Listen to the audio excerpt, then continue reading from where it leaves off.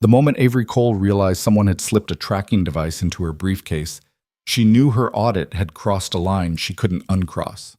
She stood frozen in Luca Moretti's marble lobby, her hand instinctively moving to her stomach, to the 5-month secret hidden beneath her carefully tailored blazer. The numbers didn't lie. His empire was built on blood money, but the men watching her now weren't his. They were rivals, and they wanted what she knew. The question wasn't whether she'd survive the night. It was whether they would. If you love dramatic crime romance, stay until the end. Hit that like button and comment your city so I can see how far this story reaches. The fluorescent lights of Carson and Associates hummed their usual monotonous tune as Avery Cole sat alone in Conference Room C, surrounded by towers of financial documents that told stories their authors never intended to reveal. It was 11:47 p.m. on a Tuesday, and the building was a tomb of ambition where only the desperate and the obsessed still worked. Avery was both. Her fingers moved across the keyboard with surgical precision, cross-referencing import manifests against customs declarations, watching numbers that should have aligned diverge like galaxies expanding away from truth. The Moretti Group's financials were a masterpiece of obfuscation, not obvious fraud, but something far more sophisticated. Money moved through shell companies like water through a maze, always flowing, never quite arriving where it claimed to be going.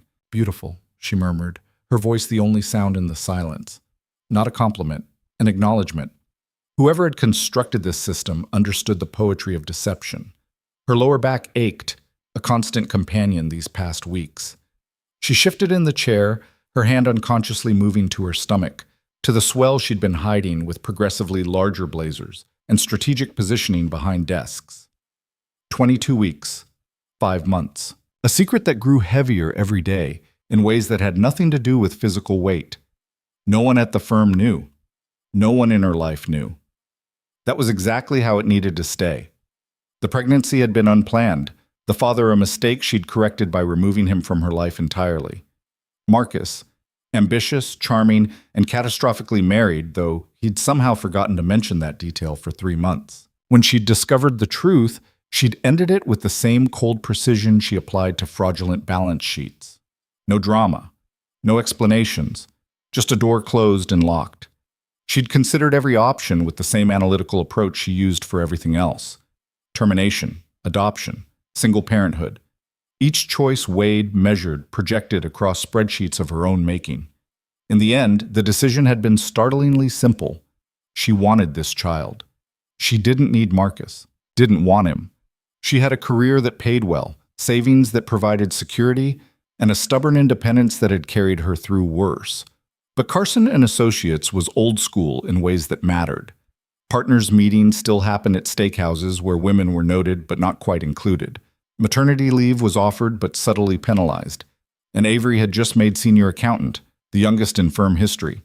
Pregnant and unmarried would change how they saw her. She'd become a liability instead of an asset. So she'd made another calculated decision: hide it until she couldn't, then resign with dignity before they could whisper their judgments. 6 more weeks. Maybe 8 if she was strategic with her wardrobe. Then she'd disappear into a carefully planned maternity leave that would never end, resurface in another city with another firm, and build the life she wanted without explaining herself to anyone. The Moretti audit complicated everything. She'd been assigned to the case 3 weeks ago, a routine review required for their loan refinancing, except nothing about the Moretti Group was routine. The company was a labyrinth. Import businesses spanning textiles, machinery, and luxury goods, real estate holdings across 5 states, investment portfolios that seemed to multiply like cells under a microscope. And under it all, whispers, rumors that never quite solidified into accusations. The kind of reputation that made people careful around Luca Moretti, the man who controlled it all. Avery pulled up another file, this one detailing a series of cash transactions from 4 years ago. Large deposits, always just under reporting thresholds, flowing through a company called Mediterranean Trade Solutions that existed on paper but seemed to have no actual operations. She followed the trail backward, finding similar patterns in earlier years, gradually increasing in sophistication. Someone had been laundering money through this empire. The question was whether Luca Moretti had inherited this system or built it himself. Her phone buzzed, a text from Simone, the only person at the firm she'd call a friend. Still there? You're going to turn into a spreadsheet. Avery smiled despite herself and typed back, already happened, currently cell D47. Seriously though, go home, sleep. Remember that thing humans do? Vaguely. We'll investigate after this file. She set the phone down and stretched, her spine crackling in protest. The baby shifted, a flutter that still startled her, this evidence of another life existing inside her own.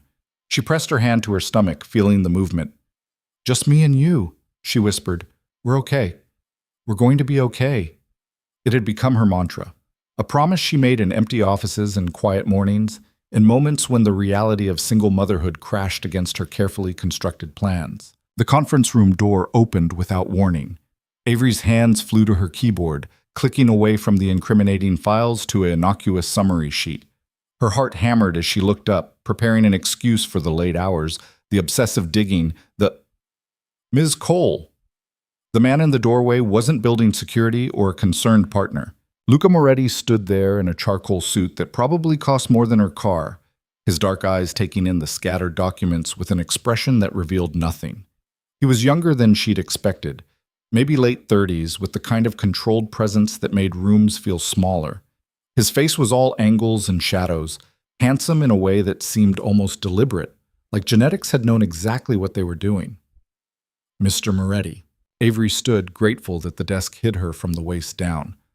I wasn't expecting. I know. He stepped inside, closing the door behind him with a soft click that sounded unnervingly final.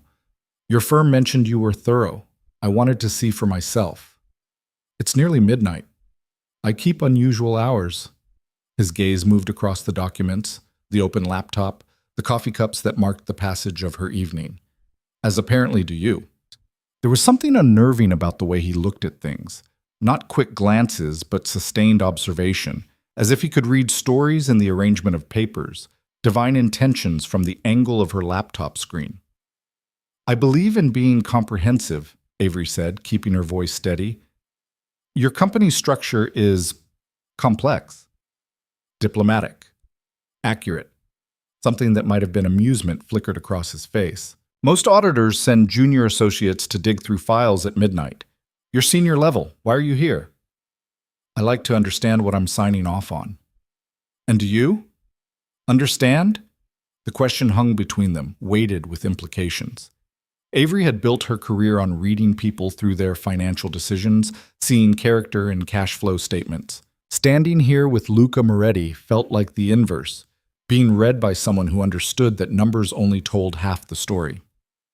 I understand that your company has grown significantly over the past decade, she said carefully, that your import business navigated the 2008 crisis remarkably well when others collapsed, that you've diversified into sectors that don't typically cluster together without strategic reason.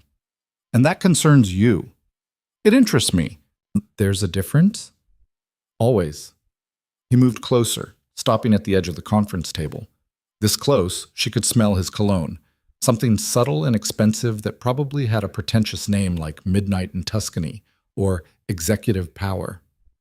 I inherited a complicated legacy, Luca said, his voice quiet but carrying an edge that suggested he chose his words with the same precision she chose hers. My father built this company with methods I don't use. I've spent 5 years restructuring, legitimizing, cutting away operations that couldn't survive scrutiny. What you're finding in those files, he gestured to her laptop, is the past, not the present. The past informs the present. Does it? Or does the present redefine the past? Avery met his eyes, dark brown and unreadable.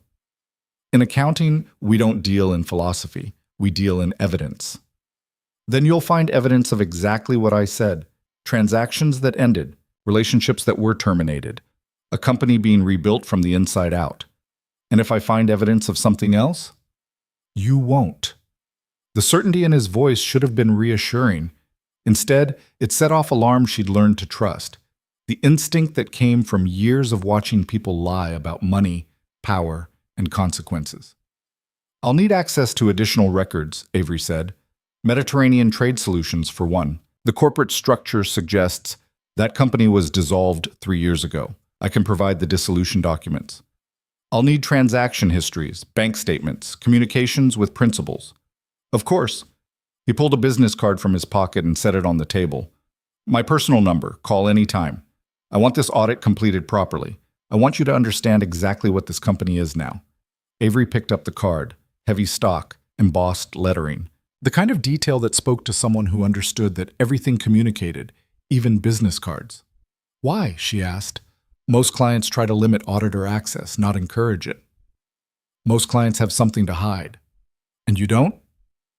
Luca's expression shifted into something that might have been a smile if it had reached his eyes.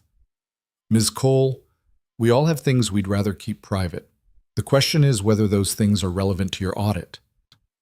The baby shifted again, a stronger movement this time, and Avery fought to keep her expression neutral. She pressed one hand against the table edge, using it as an anchor. Are you all right? Luca's question came faster than she expected, his eyes narrowing slightly. Long day. Low blood sugar. I'm fine. You should eat. There's a diner 3 blocks from here that stays open late. Maria's. Tell her I sent you. She'll make you something good. The concern in his voice felt genuine, which somehow made it worse. Avery didn't want his concern, didn't want him noticing anything about her beyond her professional competence. I'm fine, she repeated. Just need to finish these files. It's midnight. I'm aware. Do you always work yourself to exhaustion? Do you always visit auditors in the middle of the night? Only the interesting ones. Something in the way he said it made her pulse quicken, and she hated herself for it. This was exactly the kind of situation she'd sworn to avoid. Professional boundaries blurred by attraction, judgment compromised by chemistry. She'd made that mistake with Marcus, and look where it had gotten her. Mr. Moretti, I appreciate your cooperation, but I think it's best if we maintain appropriate professional distance during this audit. Of course. He stepped back, the warmth draining from his expression. Forgive me, I didn't mean to make you uncomfortable. You didn't, she started, then stopped. Better to let him think he had. Better to rebuild the walls that had somehow started to crack. I'll send you a formal request for the additional documents tomorrow. I'll have them ready. He moved toward the door, then paused. Miss Cole? Yes? Be careful going home. This part of town isn't always safe at this hour. Before she could respond, he was gone, the door clicking shut behind him. Avery exhaled slowly, her heart still racing. She looked down at the business card, at the phone number embossed in simple black font. Personal line. Call any time. She should throw it away. Use the official company channels. Maintain the boundaries she'd just insisted upon. Instead, she slipped it into her briefcase. The parking garage was nearly empty when Avery finally packed up at 1:30 a.m. Her car sat alone under the flickering fluorescent lights, and she was suddenly very aware of how isolated the space felt, how every footstep echoed against concrete. She clicked the key fob, and the car's lights blinked in response. Almost there. Just 30 feet of empty garage, then she'd be safe inside her. The sound of another car engine made her turn. A black SUV with tinted windows had pulled up to the garage entrance, blocking the exit. The engine idled, but no one emerged. Avery's grip tightened on her briefcase. She was being paranoid. It was late. Someone else working insane hours. Nothing sinister about. The passenger door opened. A man stepped out, and everything about him screamed wrong. Too casual for business attire, too purposeful for random. His eyes locked on her with the kind of focus that made her stomach drop. Avery Cole? His voice carried across the concrete. She didn't answer, didn't move. Every instinct screamed danger. We just want to talk, the man said, walking toward her with measured steps. About the work you're doing for Moretti. Behind him, the driver's door opened. Another man emerged, bigger, moving to flank her other side. Avery's mind raced through options. Run. Where? The stairwell was farther than her car. Scream. Who would hear? Fight. She was 5 months pregnant and alone against 2 men who looked like they broke bones professionally. I don't discuss client business, she managed, voice steadier than she felt. You're going to want to make an exception. The first man was close now, 10 feet and closing. See, we have questions about some very specific transactions, and you seem like the kind of person who pays attention to details. I'm calling security. She reached for her phone. I wouldn't. The second man's voice was flat, mechanical. He pulled back his jacket just enough to show the gun holstered at his hip. Fear crashed through her adrenaline. This wasn't a mugging. This was something worse. Something connected to the files she'd been digging through, the patterns she'd been tracing. Mediterranean trade solutions, money laundering, criminal entanglements, and now men with guns asking questions in parking garages at 1:30 a.m. "My firm knows I'm here," Avery said, backing toward her car. "People are expecting me home. If I don't show up, then you should come with us quietly so you can get home safe." The first man smiled, and it was the worst thing she'd seen all night. "Just a conversation. Then we all go about our business." They were 5 feet away now. Avery's back hit her car door. Trapped. No way out. No way to... Tires squealed at the garage entrance. A silver Mercedes appeared like something out of a movie, cutting between Avery and the two men with inches to spare. The driver's door flew open, and Luca Moretti stepped out with the kind of controlled fury that made the air feel dangerous. "Gentlemen," his voice was ice over steel, "you're trespassing." The two men exchanged glances. The first one's smile disappeared. "Mr. Moretti, didn't realize this was your accountant." "Now you do. Leave." "We were just having a conversation. You were threatening an employee of Carson and Associates in a private garage. That's assault. Battery if you touched her. I have security footage from 3 angles." Luca pulled out his phone, screen already showing a live camera feed. "Want me to send it to the police or to your employer?" The second man's hand had moved toward his jacket, but Luca's eyes tracked the movement. "I wouldn't," Luca said softly. "I have 6 men in the stairwell, 4 more outside, and a very short tolerance for stupidity. You pull that weapon, you don't leave this garage." The silence stretched thin and terrible. Finally, the first man raised his hand slowly. "Just a misunderstanding." "Then you'll have no problem leaving. Now." They retreated to their SUV, moving with the careful coordination of people who knew when they were outmatched. The engine gunned and they disappeared down the ramp, taillights vanishing into the night. Avery realized she was shaking. Her legs felt liquid, her heart hammering so hard it hurt. She pressed one hand to her stomach instinctively, checking, needing to know that, "Are you hurt?" Luca was there suddenly, his hand on her elbow, steadying her. I don't... The words wouldn't come. Shock was setting in, adrenaline crashing into fear. "Come on, we're getting you out of here." My car. I'll have someone drive it to your address. You're coming with me." She wanted to argue, wanted to insist on independence, on handling this herself, on maintaining the professional distance she'd demanded just hours earlier. But her hands were shaking too hard to hold keys, and the parking garage suddenly felt like a trap waiting to spring. Luca guided her to the Mercedes, his hand never leaving her elbow. She sank into the passenger seat, and he closed the door with a gentle click that seemed impossibly loud in the silence. He made 3 calls while walking to the driver's side, his voice low and commanding. By the time he slid behind the wheel, people were already appearing, security personnel materializing from the stairwell, one of them heading toward her abandoned car. "How did you know?" Avery asked as he pulled out of the garage. "I didn't, but I had someone watching the building after I left." "Why?" "Because I recognized the risk you don't." He glanced at her, his expression hard. "You've been digging into Mediterranean trade solutions. That company had connections to people who don't appreciate scrutiny. You said it was dissolved." "It was. That doesn't mean everyone connected to it moved on." Avery's mind was racing, trying to piece together implications. "Those men, they weren't your people?" "No. They work for someone who used to work with my father, someone who thinks you might have found something that could hurt him." "Did I?" "Probably." Luca's hands tightened on the steering wheel. "My father kept records of everything. Insurance, he called it. Information that could destroy careers, end partnerships, send people to prison. When I took over, I found files that implicated dozens of people in various criminal enterprises. I've spent 5 years quietly extracting us from those entanglements. And making enemies in the process." "Yes." "So tonight, was the Rossetti family trying to find out what you know before I can use it against them? Or before you can?"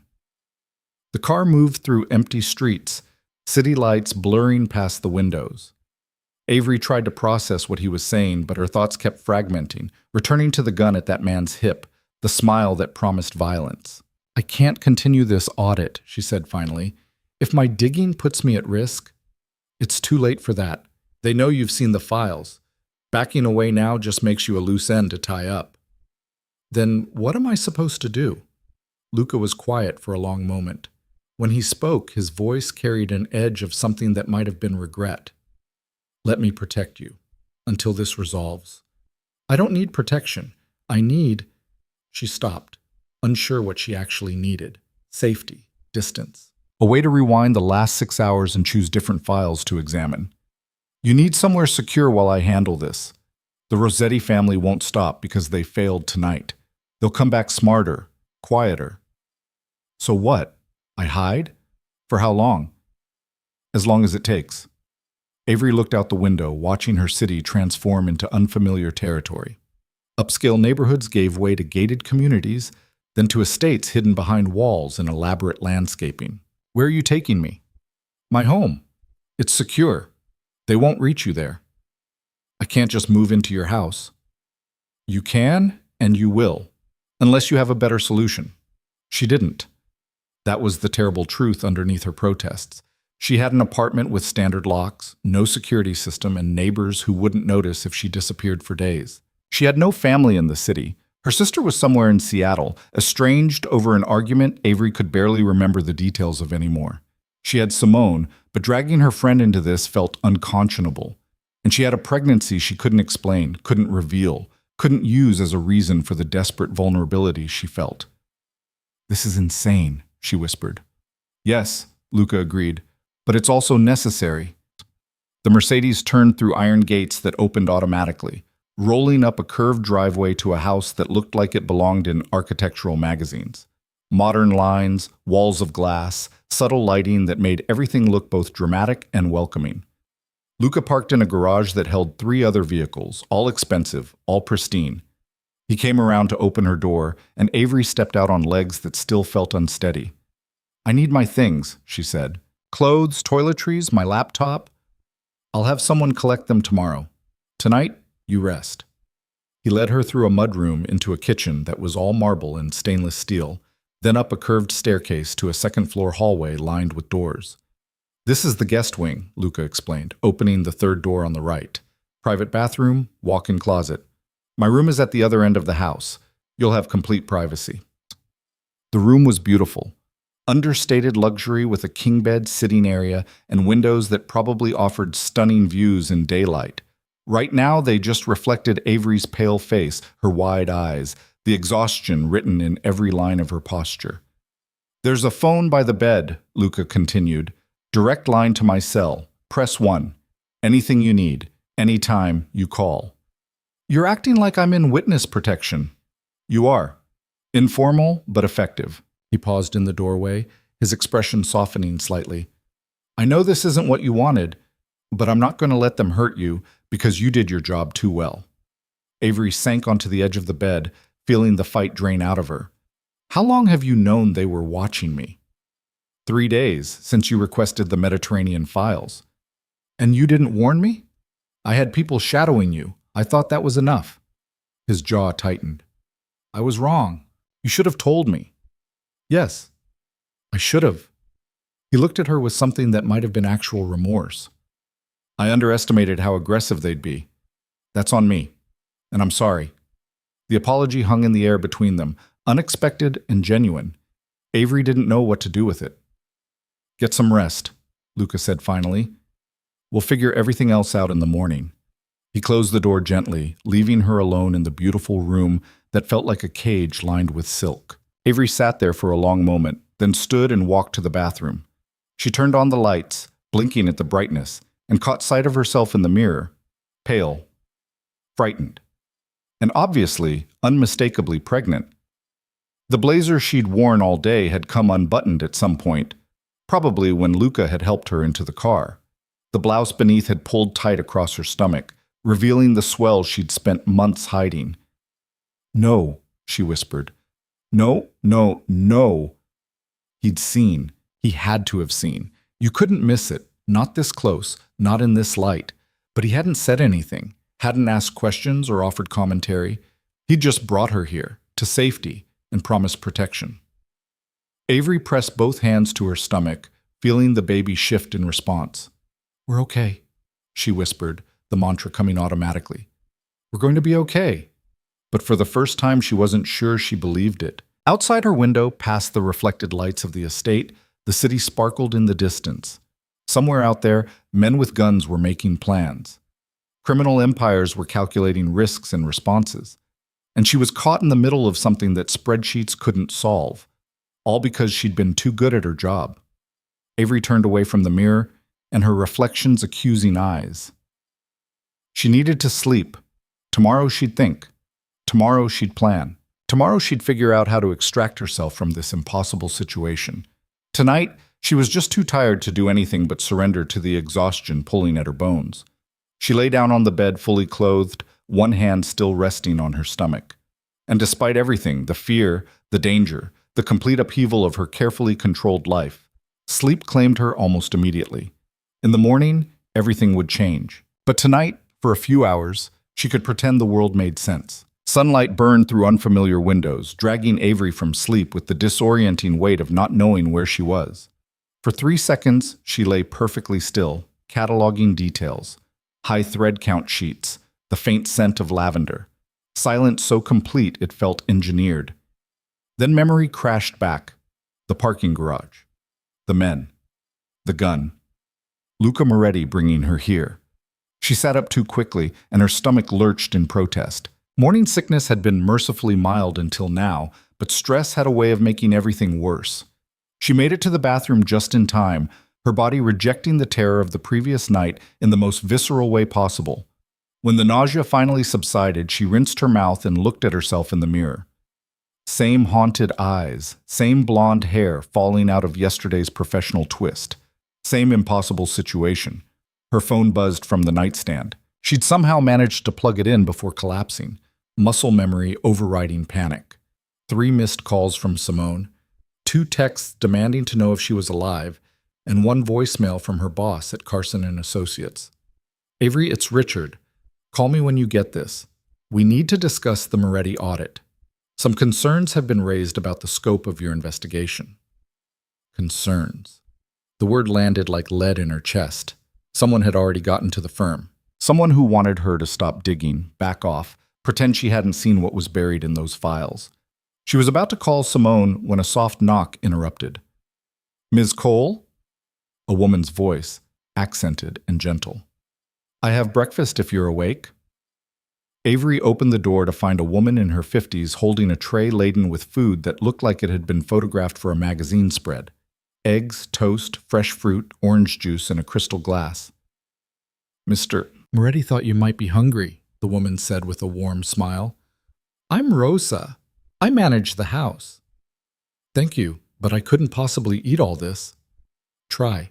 You need strength." Rosa set the tray on the sitting area table, her eyes kind but assessing. "Mr. Moretti says you had a difficult night." Understatement of the century.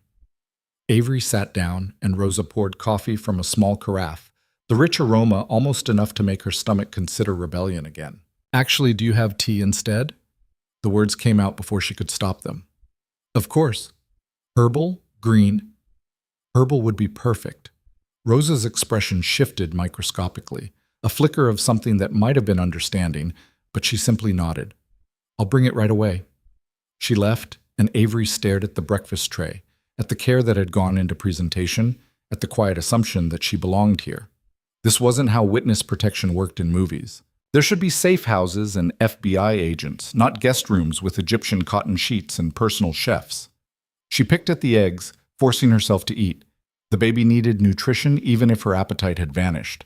22 weeks, just over 5 months. The second trimester supposedly brought energy and reduced nausea, but stress was rewriting all the rules. Rosa returned with tea in a delicate cup, steam rising in lazy spirals. Ginger and chamomile, good for settling stomachs. "Thank you." Avery wrapped her hands around the cup, grateful for the warmth. Rosa hesitated at the door. "Mr. Moretti is in his office when you're ready.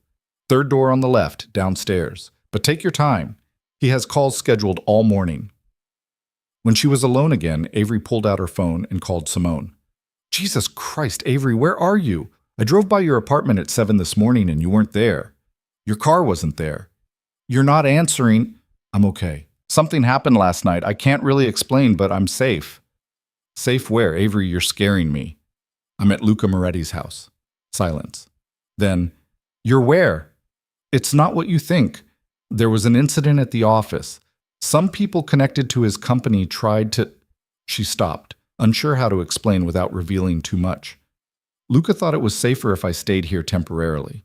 Some people tried to what? Avery, what the hell is going on? I found some irregularities in the Moretti financials, past connections to criminal activity. And apparently the people involved don't want that information surfacing. So you're hiding at the house of the man you're auditing, the man whose company might be criminally compromised? Put that way, it sounded insane. He's not involved. His father was, but Luca's been cleaning it up. The threat is from outside parties. And you believe him? Did she? Avery thought about Luca's face in the parking garage, the controlled fury when he'd told those men to leave, the way he'd protected her without hesitation. Yeah, she said quietly. I do. Simone exhaled slowly. Okay. Do you need me to bring you anything? Clothes? Your laptop? Luca's having someone collect my things today, but Simone, Richard called. He said there were concerns about the audit scope. I heard. There was a closed-door meeting yesterday afternoon, partners only. When I asked about it, I got shut down fast. Someone's pressuring the firm. Looks that way. Avery, maybe you should step back from this. Let someone else finish the audit. That's what they want. For me to disappear. Stop asking questions. Then maybe you should. This isn't worth your life. Avery looked down at her stomach, at the secret that complicated every decision. I can't just walk away. Why not? You're an accountant, not a detective. Let law enforcement handle whatever criminal mess this is. And say what? That I found some suspicious transactions from 4 years ago? I don't have proof of anything current, just patterns that suggest historical wrongdoing. Then give them the patterns and let them investigate. It made sense. It was the rational choice.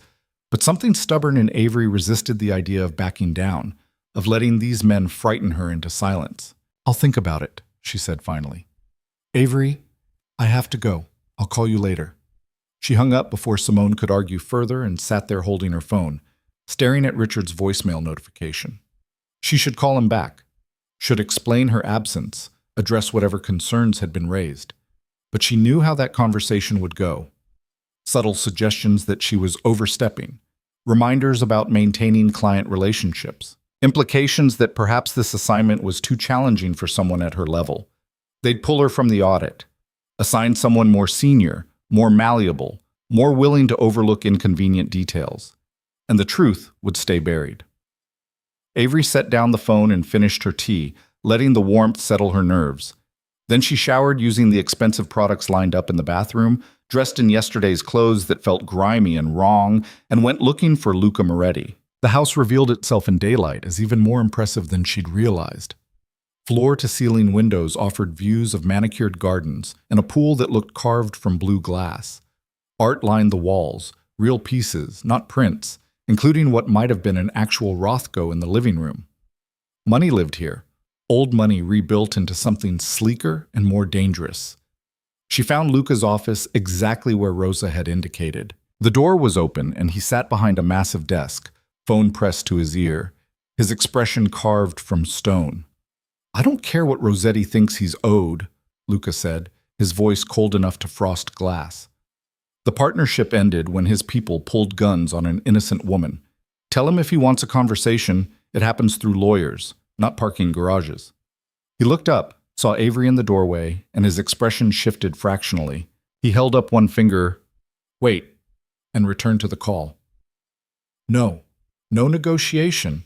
He crossed a line. Now he deals with consequences. A pause.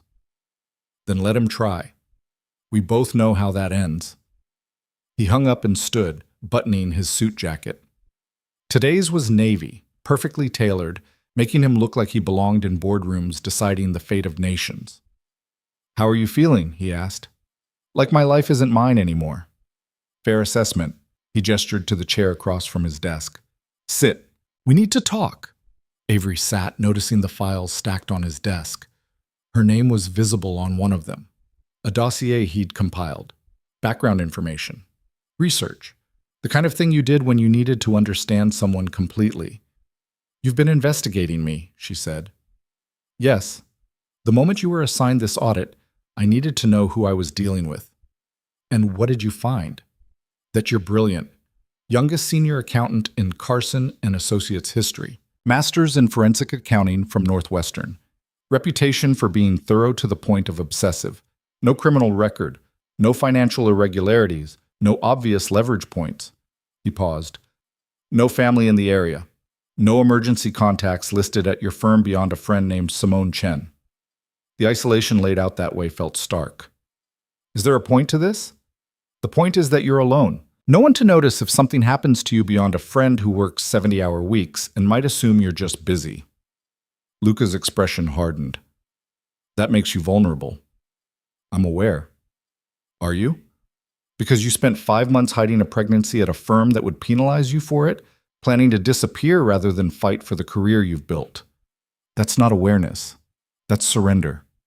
Avery's breath caught. She looked down at her stomach, at the slight swell visible now, without the blazer to hide it. "When did you know?" "Last night. When I helped you into the car, your jacket shifted. You're what, 5 months?" 22 weeks. "And the father?" "Not in the picture. Not relevant." Luca studied her with that unnerving intensity. "You plan to finish this audit, resign, and vanish." "I plan to take control of my life on my terms." "By running." Anger flared hot and sudden. "Don't you dare judge me. You don't know what it's like to be a woman in my field, to fight for every scrap of respect, to know that one wrong move makes you a cautionary tale instead of a colleague." "You're right. I don't know that." His voice softened. "But I know what it's like to inherit a legacy you didn't choose and spend years trying to prove you're different, to have people assume the worst because of your last name." The parallel hung between them, unwanted but accurate. They were both trapped by circumstances not of their making, both fighting to rewrite narratives other people had already decided. "The firm called," Avery said. "They want to discuss concerns about my audit scope." "Rossetti got to them." "So it seems." "What are you going to do?" "I don't know. Simone thinks I should step back, let someone else finish." "That's the safe choice. But not the right one." Luca's mouth curved into something that wasn't quite a smile. "No, not the right one. You want me to keep digging. I want you to do whatever keeps you alive and safe. But if you choose to continue, I'll give you everything, every file my father kept, every record of every transaction, the complete truth about what this company was and what I'm trying to make it become." "Why? What do you gain from that?" "Clarity. If Rossetti thinks you're a threat, it's because he doesn't know what you've found. Uncertainty makes him dangerous. But if everything is documented, investigated, and reported through proper channels, I'm protected and you're no longer worth silencing." It made a cold kind of sense. "You want me to weaponize the audit. I want you to finish it properly. Document everything. Turn over findings to the appropriate authorities if criminal activity is confirmed. Let the law handle what should have been handled years ago. And if that destroys your company, then it deserves to be destroyed. I'm not my father. I won't protect an empire built on blood."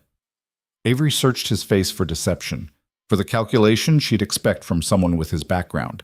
But his expression held only weary determination, the look of someone who'd been fighting a war too long and was ready for it to end.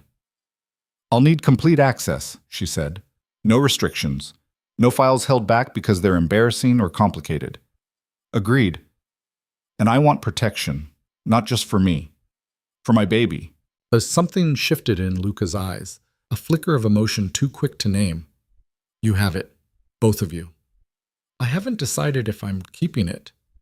The lie came automatically, protective. "Yes, you have." He said it gently, without judgment. "You're 5 months along. You could have terminated in the first trimester if you wanted. You're still here because you chose this."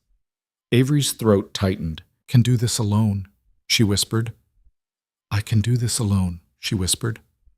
"I know, but you don't have to." The offer hung in the air between them, weighted with implications neither of them fully understood yet. This wasn't romance or attraction, it was something stranger and more fragile. An alliance formed in crisis. Two people who didn't quite trust each other deciding to trust anyway. "Show me the files," Avery said. Luca stood and walked to a wall that looked solid until he pressed something that made a section swing open, revealing a safe room beyond. Inside, filing cabinets lined the walls, each drawer labeled with dates spanning decades. "My father's insurance policy," Luca explained. "He documented everything, every bribe, every laundered dollar, every favor traded. He called it protection. I call it evidence." Avery stepped into the room, feeling the weight of decades of secrets pressing down. "This is enough to destroy dozens of people."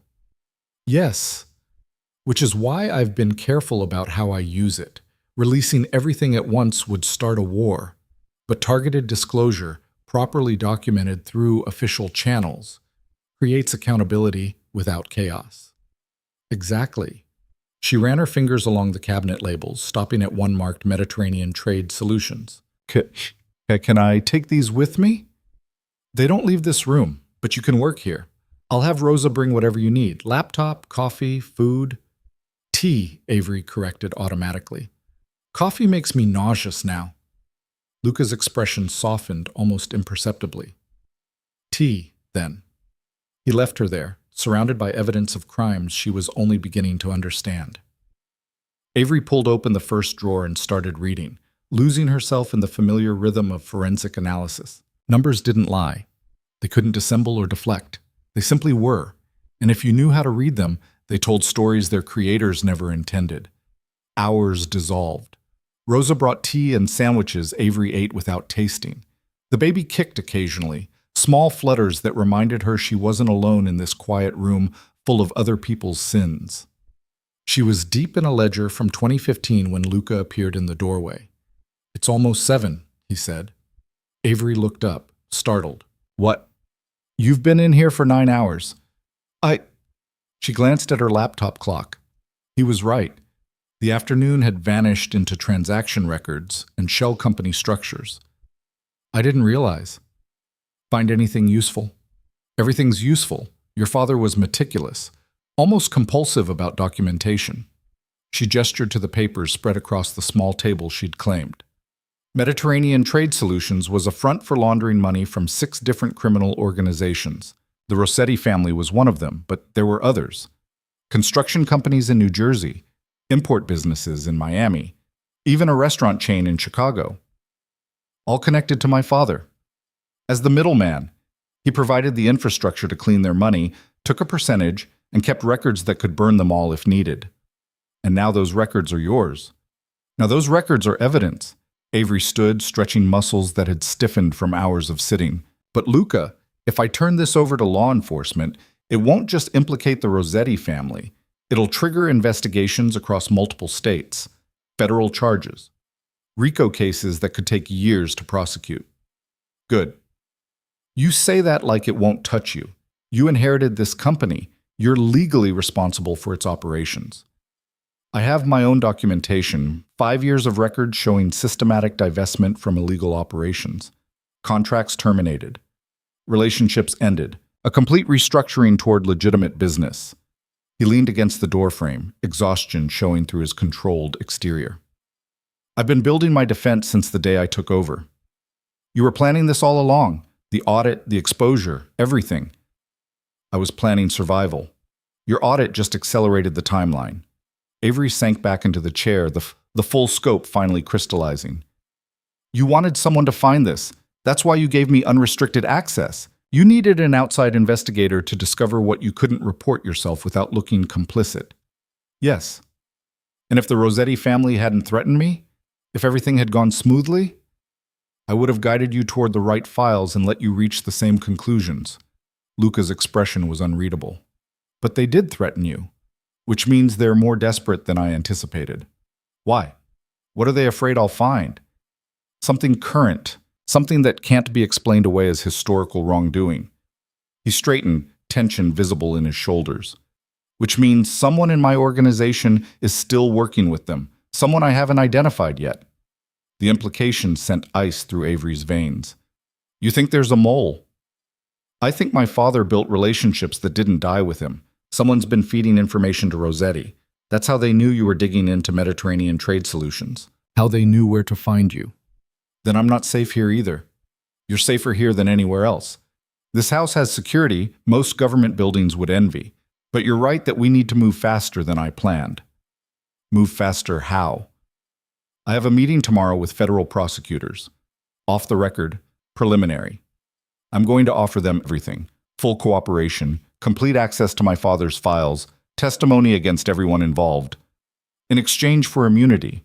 In exchange for a future that isn't built on lies. Luca moved into the room, his presence seeming to fill the small space. I'm tired, Avery. Tired of looking over my shoulder.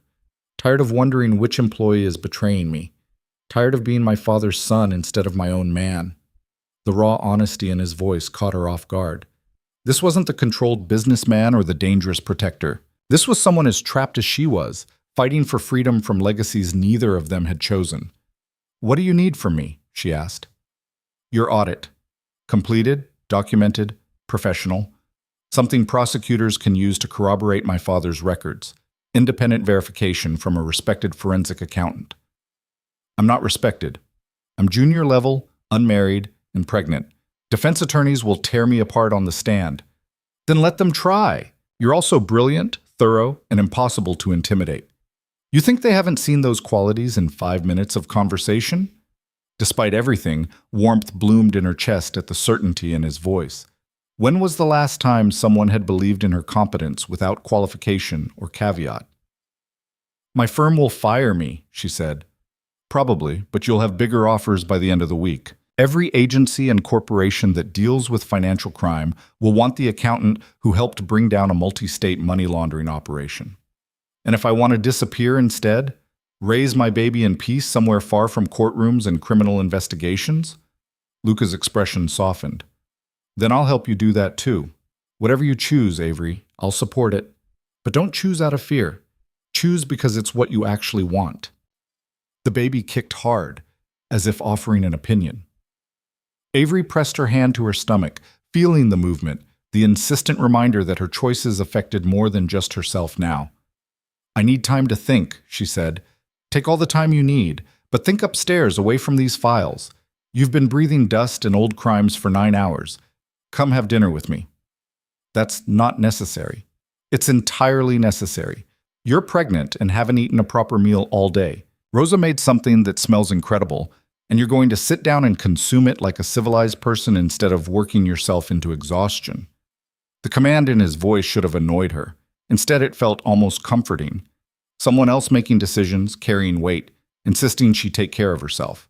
Dangerous territory. She'd learned young that depending on others meant disappointment, but exhaustion was making her resistance crumble, and the smell of food drifting from somewhere in the house made her stomach growl traitorously.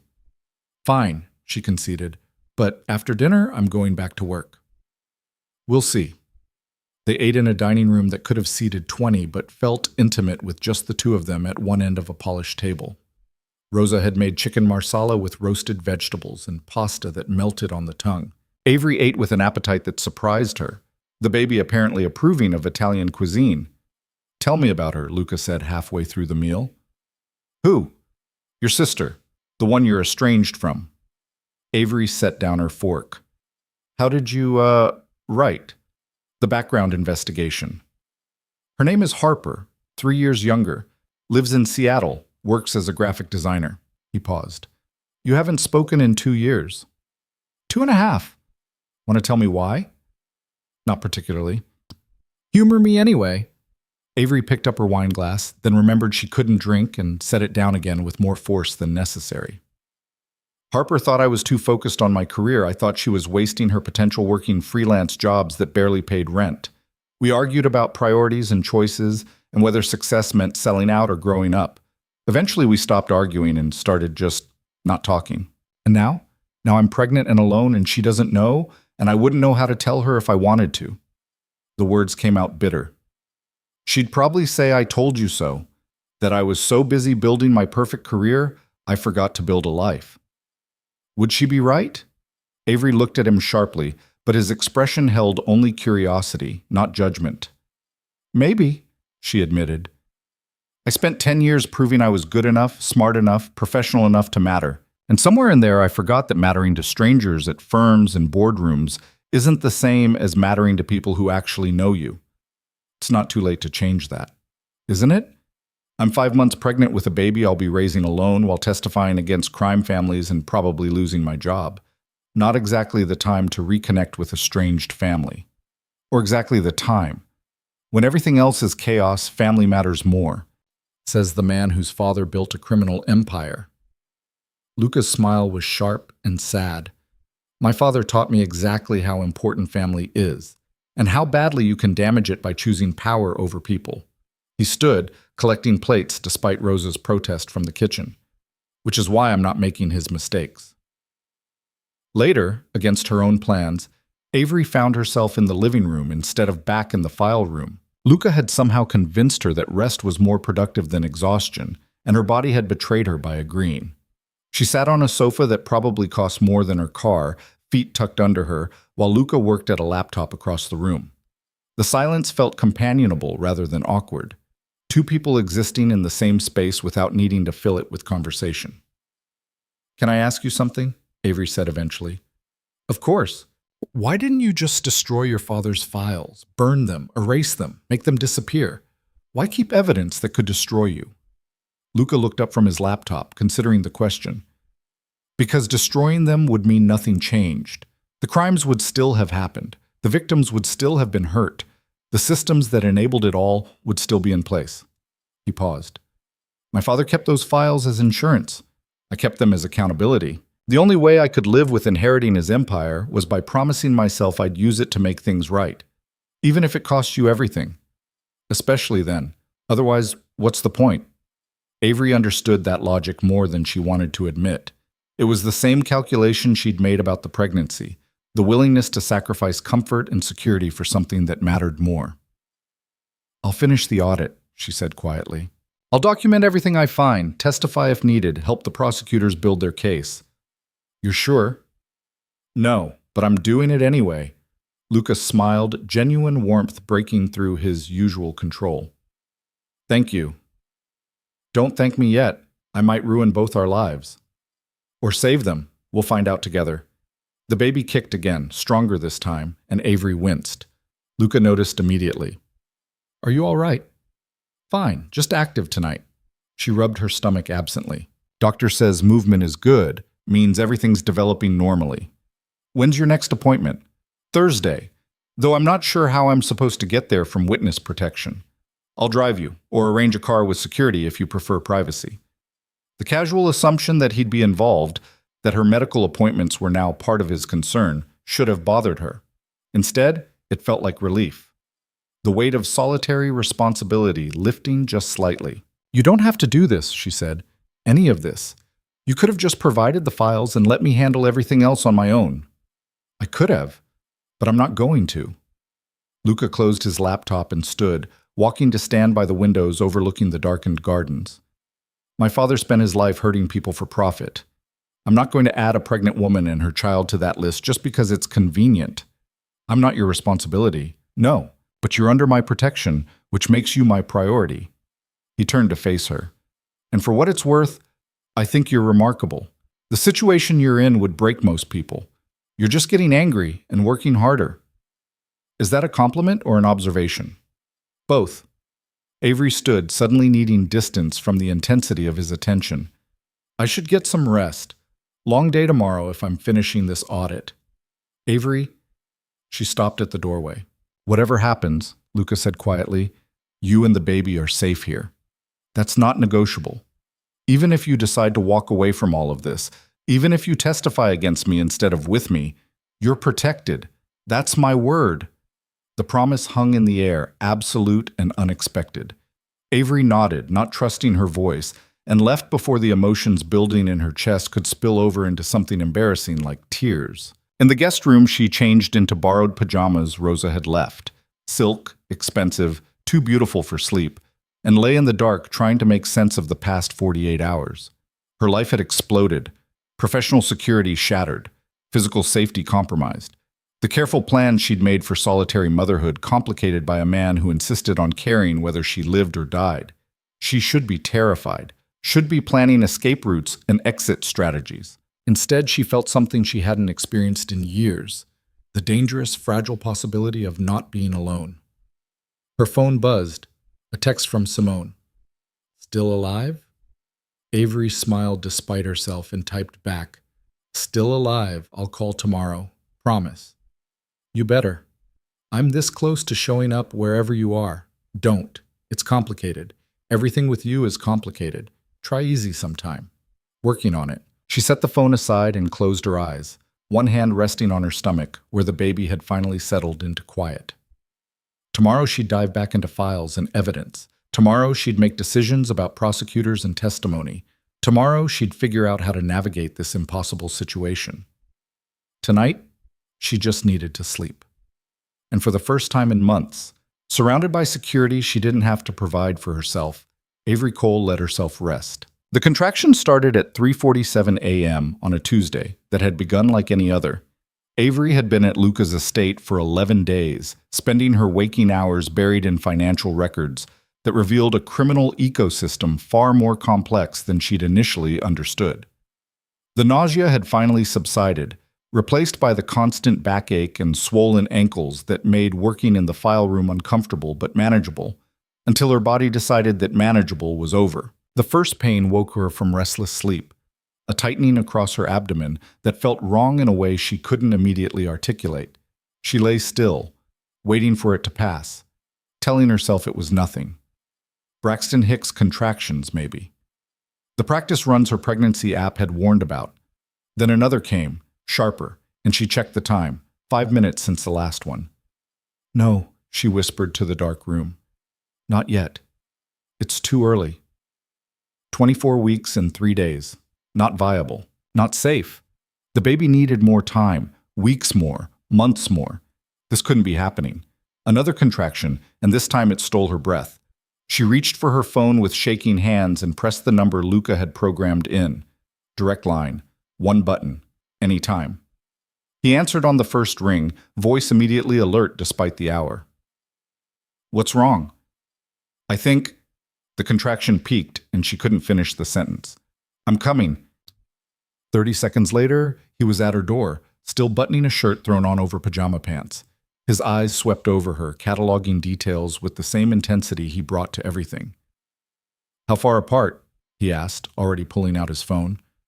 5 minutes? Maybe less." Avery tried to sit up and gasped as another wave hit. "It's too early, Luca. I'm only 24 weeks. The baby can't..." "Don't."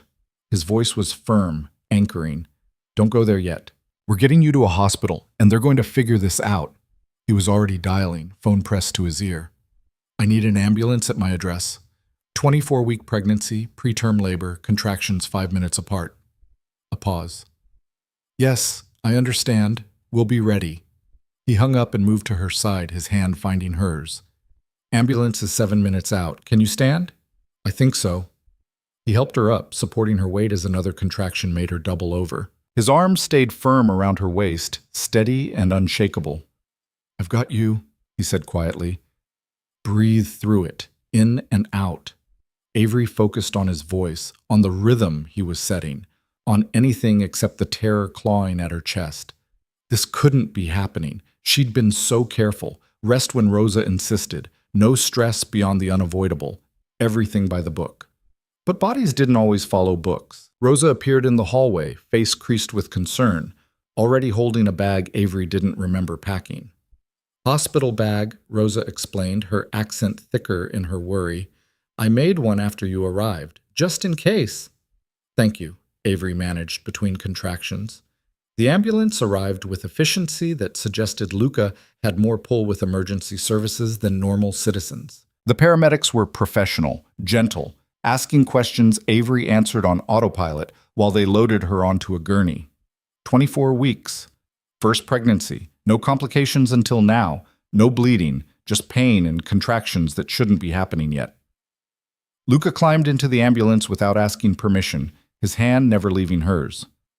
"Sir, family only," one paramedic started. "I'm family," Luca said, his tone allowing no argument.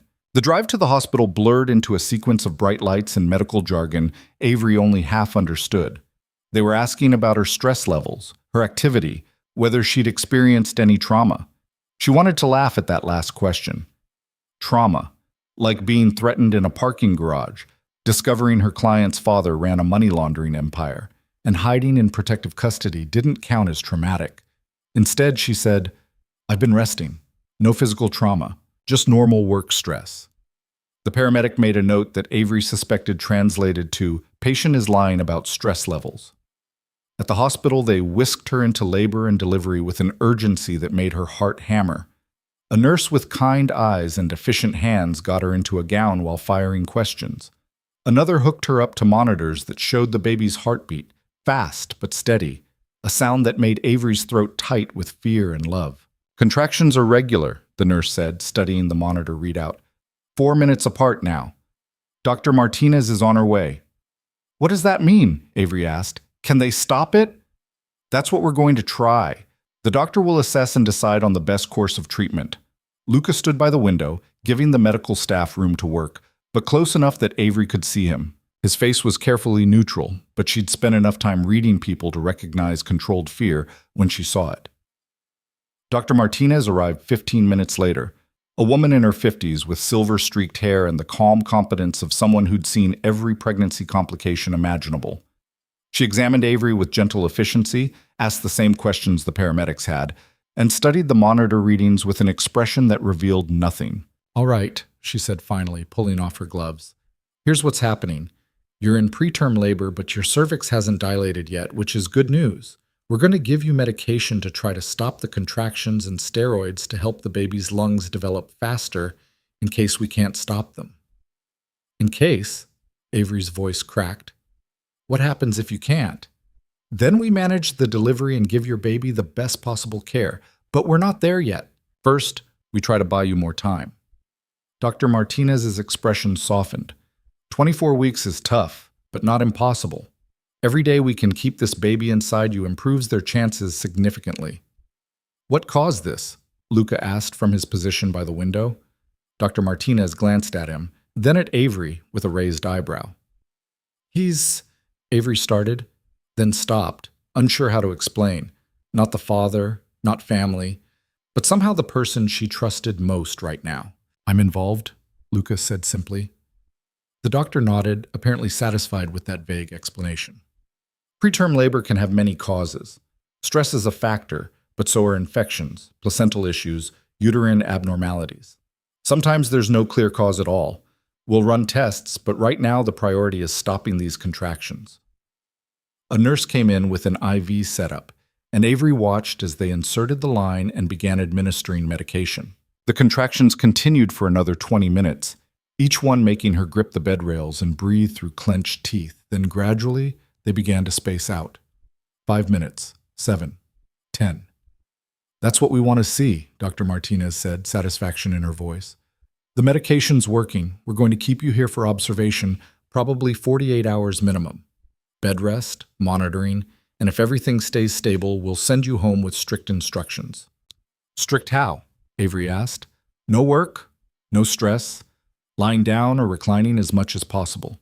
Someone to help you because you're not carrying groceries or doing housework. This baby needs you to do nothing but grow them for as long as possible." Avery thought about the files waiting in Luca's safe room, the audit she'd been racing to complete, the federal prosecutors expecting her documentation. "I have work. You have one job now," Dr. Martinez interrupted firmly. "Staying pregnant. Everything else is secondary." "She'll have everything she needs," Luca said. "Whatever it takes." After the doctor left and the contractions had stopped completely, Avery finally allowed herself to cry. Quiet tears that slid down her temples into her hair, her hands pressed protectively over her stomach. "Hey!" Luca was there suddenly, pulling a chair close to the bed. "The baby's okay. You heard the heartbeat. Strong and steady." "I almost lost them," Avery whispered, "because I was too stubborn to slow down, too focused on proving something that doesn't matter as much as I thought it did. You were doing your job. My job almost cost me my child. No, this isn't your fault." His hand covered hers, warm and solid. Preterm labor happens. The doctor said there might not even be a clear cause. You can't blame yourself for your body doing something you couldn't control. I should have rested more. Should have listened when Rosa told me to take breaks. Avery. He waited until she looked at him. You did everything right. You were careful. You followed the rules. Sometimes our bodies betray us anyway. That's not failure. That's just being human. The understanding in his voice nearly undid her. When was the last time someone had told her it was okay to not be perfect? That trying her best was enough even when outcomes went wrong? I'm scared, she admitted. I know. I don't know how to do this. The pregnancy, the baby, any of it. I had a plan, and now everything's falling apart. Then we make a new plan. One that starts with you and this baby staying healthy. We? She searched his face. Luca, you don't have to. I know I don't have to. I want to. He squeezed her hand gently. You're not alone in this unless you choose to be. And even then, I'm not going far. Before Avery could respond, her hospital room door opened and two men in suits entered with the purposeful stride of people who were used to going wherever they wanted without invitation. Miss Cole? I'm Agent Morrison, FBI. This is Agent Chen. We need to ask you some questions about your relationship with Luca Moretti. Luca stood immediately, positioning himself between Avery and the agents. She's in the hospital in preterm labor. Whatever questions you have can wait. I'm afraid they can't, Morrison said, his expression professionally neutral. We have reason to believe Ms. Cole may be in danger, and we need to understand the nature of her involvement with your organization. The nature of her involvement is that she's a forensic accountant doing her job, nothing more. Then why is she staying at your estate? Why did you personally bring her to the hospital? Why are you here at... Morrison checked his watch. 4:30 in the morning instead of her emergency contact or the father of her child? The implications hung heavy in the air. Avery could see exactly how this looked to outside observers. Young, pregnant accountant, powerful businessman with criminal connections, suspicious proximity. The narrative practically wrote itself, and it was completely wrong. Agent Morrison, Avery said, her voice stronger than she felt. I'm staying at Mr. Moretti's estate because men connected to the Rossetti crime family attempted to abduct me from my office parking garage 11 days ago. Mr. Moretti intervened and offered protection while I complete my audit of his company's financial records. Morrison's expression shifted slightly. You were threatened. Yes, 2 men, one armed, demanding information about my audit findings. Mr. Moretti's security team has footage of the incident. Why wasn't this reported to law enforcement? Because I was terrified and Mr. Moretti got me to safety before I could think clearly about next steps. Avery met the agent's eyes.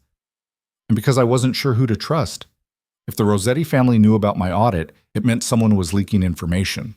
I didn't know if that someone might be in law enforcement. Morrison exchanged a glance with Agent Chen, who'd been silent until now. We're going to need to see that footage, Chen said. You can have everything, Luca replied. The parking garage footage, the files Ms. Cole has been reviewing, my father's complete records of money laundering operations spanning 2 decades. I've been planning to bring all of this to federal prosecutors anyway. You just accelerated my timeline. Morrison's eyebrows rose. You're volunteering evidence of criminal activity? I'm volunteering evidence of my father's criminal activity. I've spent 5 years dismantling what he built. Ms. Cole's audit has helped document that transition. Luca's voice was steady, certain. I want immunity for my cooperation. But more than that, I want this finished. I'm tired of looking over my shoulder at ghosts. That's a conversation for prosecutors, not field agents, Morrison said. But we'll need formal statements from both of you. Ms. Cole, when you're released from the hospital, she's not going anywhere until the doctors clear her, Luca interrupted. You want statements? You can take them here or wait until she's stable. Mr. Moretti, I understand you're concerned, but no. The single word carried absolute finality. You don't get to stress her while she's fighting to stay pregnant. You want cooperation? You give us time. 48 hours minimum. Avery watched Morrison calculate the angles, weigh the benefits of pushing versus patience. Finally, he nodded. 48 hours. But Ms. Cole, you need to understand, if you're involved with Mr. Moretti beyond a professional relationship, that complicates everything. I understand, Avery said. But I'm not. He's protecting me because the alternative was letting me get killed for doing my job well. That's the extent of our involvement. It wasn't entirely true anymore, but it was true enough for federal agents who saw the world in neat categories of criminal and witness, perpetrator and victim. After they left, Avery exhaled slowly, exhaustion crashing over her like a wave. That was a preview, Luca said quietly, of what happens when we move forward with this. Every detail of our lives examined, every interaction questioned. I know. You can still walk away. Tell them you were just doing an audit, you didn't find anything actionable, and you want to be left alone. Avery thought about the files she'd read, the shell companies and laundered millions, the lives destroyed by the criminal empire Luca's father had helped enable, the choice between comfortable silence and complicated truth. No, she said. I can't. Even if it means testifying, court appearances while pregnant or with a newborn, your name in newspapers connected to organized crime investigations? Even then, she looked at him, at the man who'd somehow become her unlikely ally in 11 impossible days. You said you kept your father's files as accountability. I need that too. I need to know I did the right thing even when it was hard. Something shifted in Luca's expression, respect mixed with something deeper she didn't have the energy to analyze. Then we do this together, he said. A nurse came in to check Avery's vitals, and Luca stepped back to give her space. The contractions had stopped completely now, the medication and rest working exactly as intended. The baby's heartbeat remained strong on the monitor, a steady reassurance that everything was okay for now. Your blood pressure is still elevated, the nurse noted. Try to relax, no excitement, no stress. Avery wanted to laugh. No stress. Right. While federal agents asked questions and crime families plotted revenge, and her body tried to evict her baby 3 months early. I'll try, she said instead.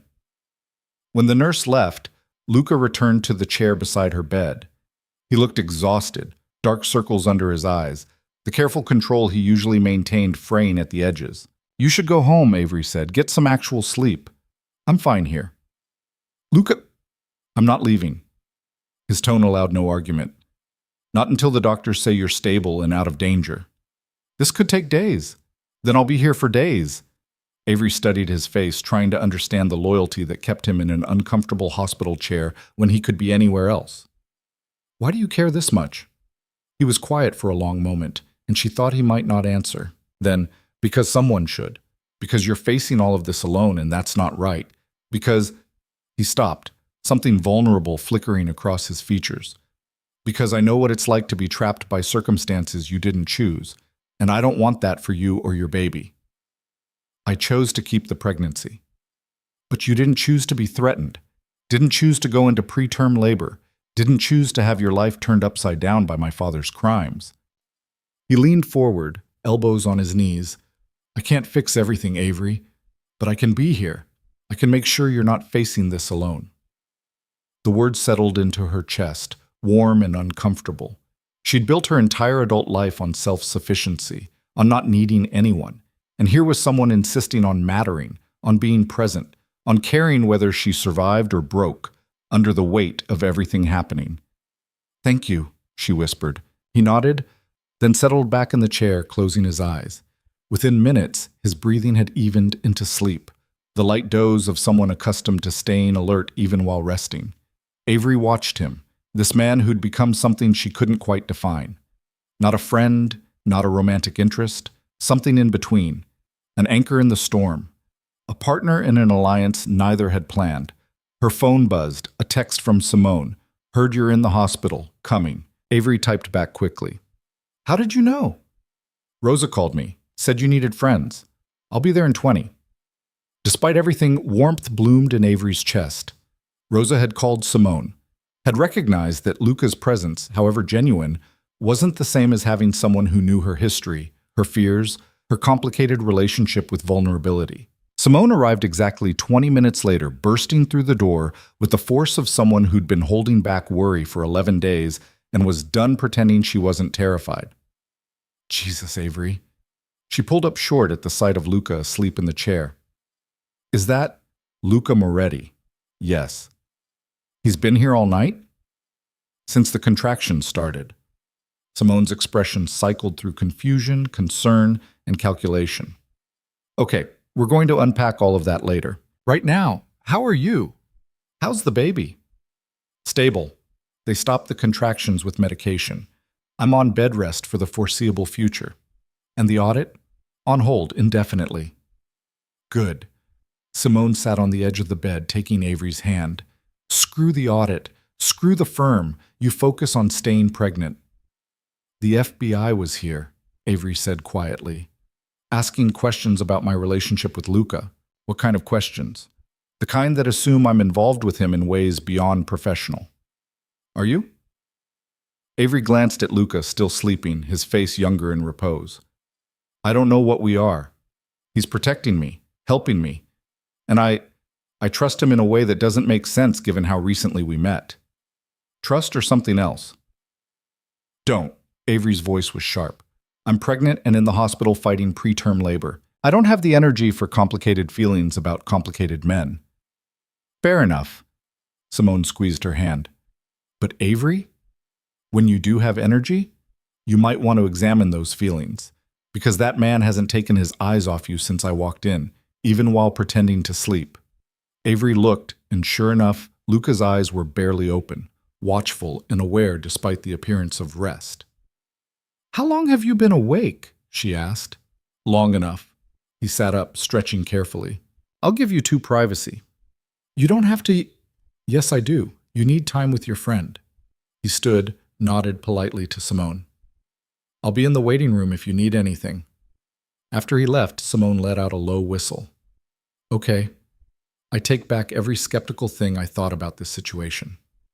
That man is gone for you. He's not... We're not... Avery, I've known you for 6 years. I've seen you date exactly 3 people, none of whom you looked at the way you just looked at him. And none of whom looked at you like you were the only person in the room worth protecting. He's protecting me because I'm in danger. That's obligation, not... No. Simone's voice was firm. Obligation is hiring bodyguards. This is something else. He stayed all night in a hospital chair when he could have been anywhere. He fought off FBI agents to keep you from being stressed. He's looking at you like you matter beyond your usefulness to his legal strategy. Avery wanted to argue, but exhaustion was making her defenses crumble. Even if you're right, it doesn't matter. I'm pregnant with another man's baby. I'm about to testify in a federal investigation. My life is a disaster. Your life is complicated. That's different than disaster. Simone's expression softened. And maybe complicated is okay. Maybe perfect timing and simple situations are overrated.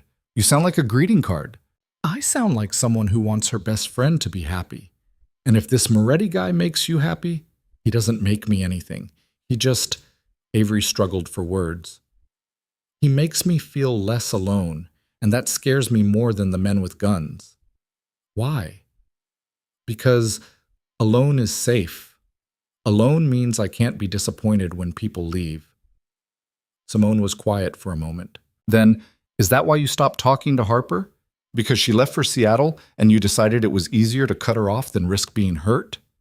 The question landed like a punch. That's not fair. Maybe not. But is it true? Avery closed her eyes, feeling tears threaten again. I don't know. Maybe. Harper wanted me to slow down, enjoy life more, stop sacrificing everything for career advancement. And I thought she was being naive, that success required sacrifice. And now? Now I'm lying in a hospital bed at 24 weeks pregnant, fighting to keep my baby safe while testifying against organized crime. And I'm thinking maybe Harper was right. Maybe I sacrificed things that mattered more than I realized. It's not too late to call her, isn't it? We haven't spoken in over 2 years. I don't even know if she'd want to hear from me. Only one way to find out. Simone pulled out her phone. Give me her number. Simone, give me her number or I'll find it myself and tell her you're in the hospital. Your choice how much control you have over this conversation. Avery wanted to argue, but deep down she knew Simone was right. She'd been hiding from Harper the same way she'd been hiding her pregnancy from everyone. Out of fear, out of pride, out of the stubborn belief that admitting vulnerability meant admitting failure. She's not going to answer, Avery said, reciting the number from memory. Simone dialed, put it on speaker, and they waited through 4 rings before a familiar voice answered, cautious and surprised. "Hello? Harper?" Avery's voice cracked. "It's me." Silence stretched across the line, loaded with 2 years of unspoken hurt. Then, "Avery? What? Why are you calling?" "Because I'm in the hospital, and I'm scared, and I'm sorry. For everything, for the things I said, for cutting you out, for being too stubborn to admit I was wrong." More silence. Then quieter. "What's wrong? Why are you in the hospital?" "I'm pregnant, 24 weeks. I went into preterm labor this morning, and they managed to stop it, but I'm on bed rest, and everything's complicated, and..." The words tumbled out in a rush. "I know I don't have the right to call after all this time, but I needed you to know. Needed to hear your voice." "You're pregnant." Harper's tone was unreadable. "And you didn't tell me?" "I didn't tell anyone. I was planning to disappear, start over somewhere new where people didn't know me." That's the most Avery thing I've ever heard. But there was warmth underlying the exasperation. Always running instead of standing still long enough to let people help. "I know, you were right about that. About everything." "I wasn't right about everything. You're brilliant at what you do.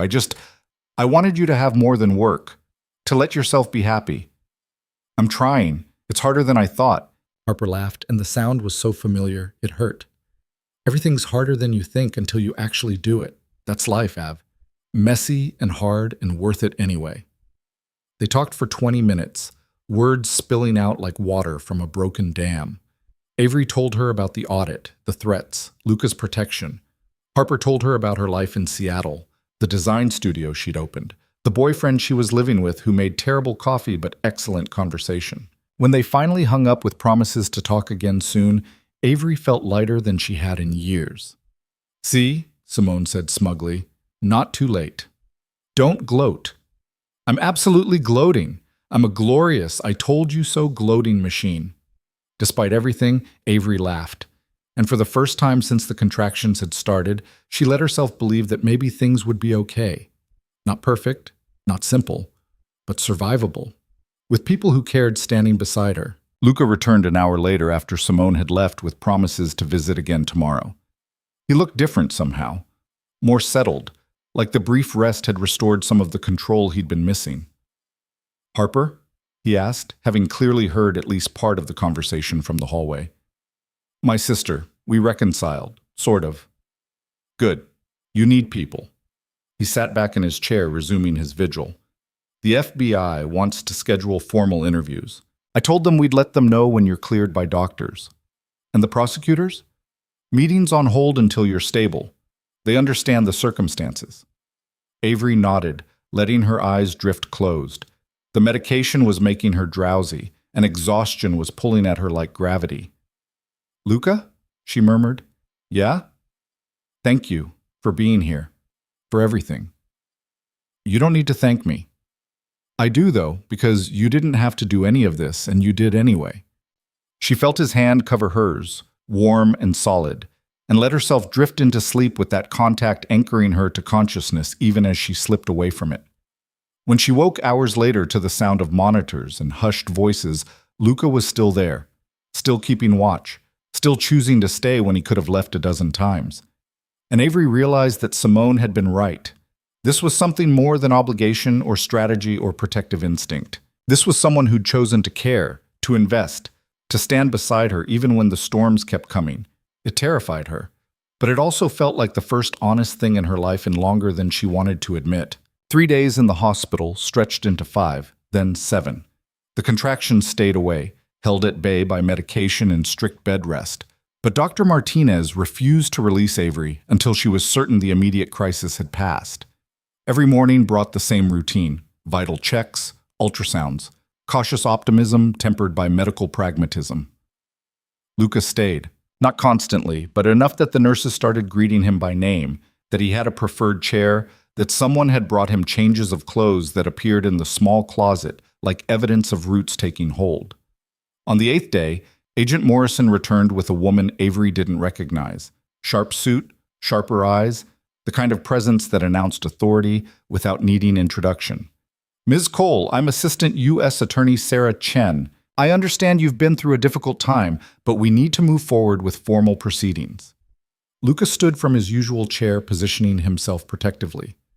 She's still under medical observation. I'm aware. Dr. Martinez has cleared her for interviews as long as they're conducted here and kept brief. Sarah's expression softened marginally. I promise to be as efficient as possible. Avery shifted in the bed, reaching for the button that raised her into a sitting position. What do you need from me? Everything. Your audit findings, how you came to be staying at Mr. Moretti's estate, the threats against you, what you know about his father's criminal operations. Sarah pulled a recorder from her briefcase. With your permission, I'd like to record this. Before she says anything, Luca interjected, I want it clear that Ms. Cole is cooperating voluntarily. She's not under investigation. She's a witness who was threatened for doing her job. Agreed. Ms. Cole, you're here as a witness, not a suspect. Anything you tell me will be used to build cases against the Rossetti organization and other parties involved in the money laundering operations you've uncovered. Avery looked at Luca, who gave a slight nod. Permission or encouragement, she wasn't sure which. Okay, she said. Where do you want me to start? The interview lasted 2 hours. Sarah was relentless but professional, walking Avery through every detail of the audit, every suspicious transaction, every connection she'd traced through the labyrinth of shell companies and false invoicing. Agent Morrison took notes, while Sarah asked questions that revealed just how much they already knew and how much they'd been waiting for someone to confirm. Mediterranean Trade Solutions, Sarah said, pulling up a file on her tablet. You identified it as the primary vehicle for laundering money from 6 criminal organizations. Walk me through how you reached that conclusion. Avery explained the transaction patterns, the timing that suggested coordination, the way funds moved through the company without corresponding business activity. As she talked, she watched Sarah's expression shift from interested to satisfied. This corroborates intelligence we've had for years but couldn't prove, Sarah admitted. Your documentation is going to be crucial for prosecution. What about Luca? Avery asked. He inherited this system. He didn't build it. We're aware of Mr. Moretti's efforts to legitimize his operations. His cooperation will be taken into account. Sarah's gaze shifted to Luca. Which brings us to you. I need your formal statement and agreement to testify. I'll give you everything, Luca said. Complete access to my father's files, my testimony against everyone involved, cooperation throughout the investigation and trial. In exchange, I want immunity from prosecution for any crimes committed by the organization before I took control. That's a conversation for after I review the evidence. But preliminarily, if everything you're saying is accurate, I think we can reach an agreement. They spent another hour discussing logistics, grand jury testimony, trial preparation, witness protection if needed. Avery listened with growing unease as the scope became clear. This wasn't going to be quick or simple. This was years of her life committed to legal proceedings, to being the person who'd brought down a criminal empire. When Sarah and Morrison finally left, Avery felt hollowed out, exhausted in a way that had nothing to do with the pregnancy. You okay? Luca asked quietly. I just committed to testifying in what sounds like a dozen different trials. So no, not really. You can still back out. Tell them you don't feel safe. You're too stressed. I can't. You know I can't. She looked at him, this man who'd somehow become the most constant presence in her life. We're in this now, both of us. Yeah, we are. The words hung heavy with implications neither seemed ready to examine. Before Avery could respond, her phone rang. Harper's name flashed on the screen. I should take this, she said. Luca nodded and stepped into the hallway, giving her privacy. Hey, Avery answered. Hey yourself, how are you feeling? Tired, overwhelmed, terrified I'm going to mess everything up. So, normal pregnancy emotions plus federal investigation stress. Sounds fun.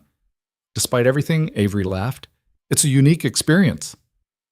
Listen, I've been thinking, when you get out of the hospital, you should come to Seattle. Stay with me for a while, get away from all the legal drama, and just focus on staying pregnant. The offer was tempting. Escape to somewhere safe and familiar. Let her sister take care of her the way family was supposed to. but the logistics crashed against the reality of her situation. I can't. I'm on strict bed rest, and the doctors want me close for monitoring. Plus, the FBI needs me available for interviews and preparation. Then I'm coming there. You shouldn't be alone through this.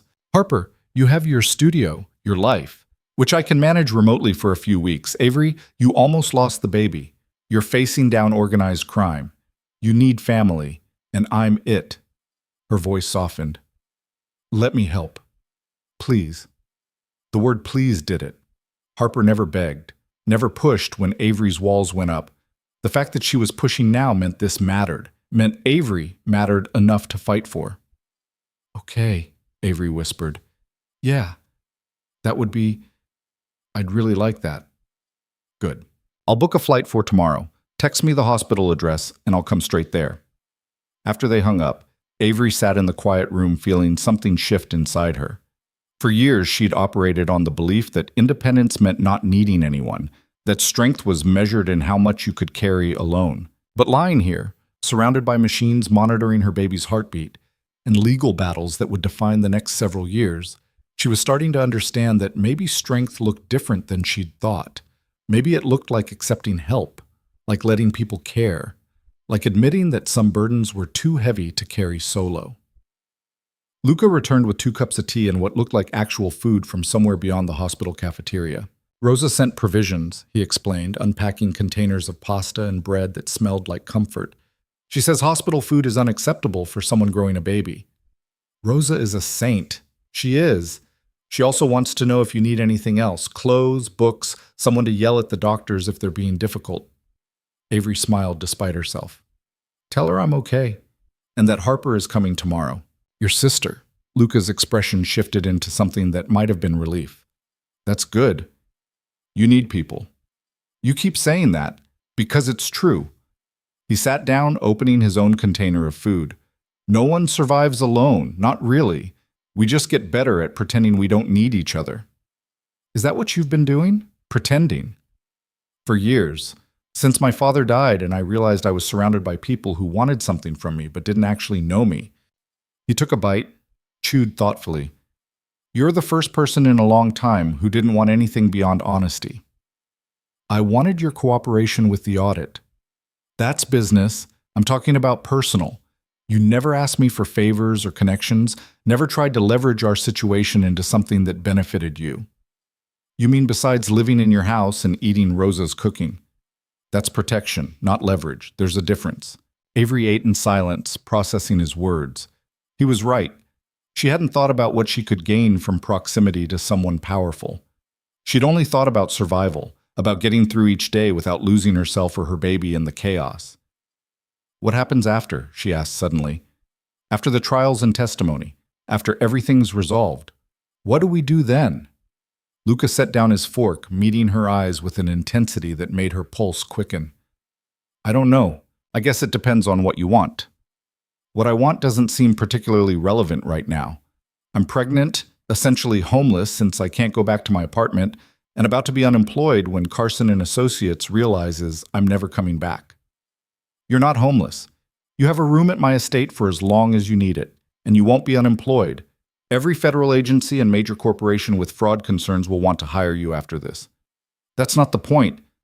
Then what is? Avery struggled to articulate the fear coiled in her chest. The point is that none of this was my plan. I was supposed to finish the audit, resign quietly, move somewhere new, and raise my baby in peaceful anonymity. Instead, I'm in the middle of a federal investigation, living with a man I barely know, letting people back into my life who I'd written off. Her voice cracked. I don't know how to do this. Any of this. Neither do I, Luca admitted. But we're doing it anyway. That's not reassuring. It's honest, which is more than most people offer. Before Avery could respond, alarms started blaring from the monitor beside her bed. Numbers flashed red, blood pressure spiking, heart rate climbing. She felt it before she saw it, the tightening across her abdomen, the familiar pressure that meant the contractions were back. No, she gasped. Not again. Luca was already at the door, shouting for nurses. Doctor. Martinez appeared within seconds, her calm competence a stark contrast to the chaos of beeping machines and urgent voices. How long? She asked, checking the monitors. Just started, Avery managed through clenched teeth. All right, we're going to increase the medication, see if we can stop them like last time. Dr. Martinez's hands were already moving, adjusting IVs, checking vitals. Try to stay calm, stress makes everything worse. But Avery couldn't stay calm. The contractions were stronger than before, coming faster, each one stealing her breath and replacing it with terror. 25 weeks now, still too early, still not safe. I can't do this, she whispered. I can't. Yes, you can. Luca was there, his hand gripping hers, his voice cutting through the panic. Breathe with me. In and out. You've got this. She focused on his voice, on the rhythm he set, letting it anchor her while her body betrayed her. The medication started working, slowly pushing back against the contractions, spacing them out from 2 minutes to 3 to 5. But they didn't stop completely this time. Dr. Martinez's expression grew more serious as she studied the monitors. The medication's helping, but not enough. We're going to need to be more aggressive with treatment. What does that mean? Avery asked. Magnesium sulfate. It's harder on you, makes you feel awful, honestly, but it's more effective at stopping preterm labor. She paused, choosing words carefully. If this doesn't work, we may be looking at delivery. 25 weeks is better than 24, but it's still extremely premature. The words landed like physical blows. Delivery. A baby born 3.5 months early. NICU. Machines and tubes, and impossible fragility. Do it, Avery said. Whatever you need to do. The magnesium made her feel exactly as terrible as promised. Flushed, nauseous, her whole body feeling wrong in ways she couldn't articulate. But gradually, agonizingly, the contractions slowed again. 6 minutes apart. 8. 10. Hours passed in a blur of monitoring and medication adjustments.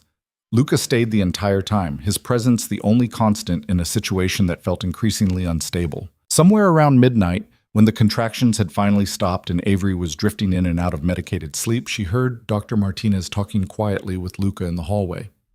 She's not going to make it to full term. Best case scenario, we buy another few weeks. Every day matters at this stage, but you both need to prepare for a premature delivery.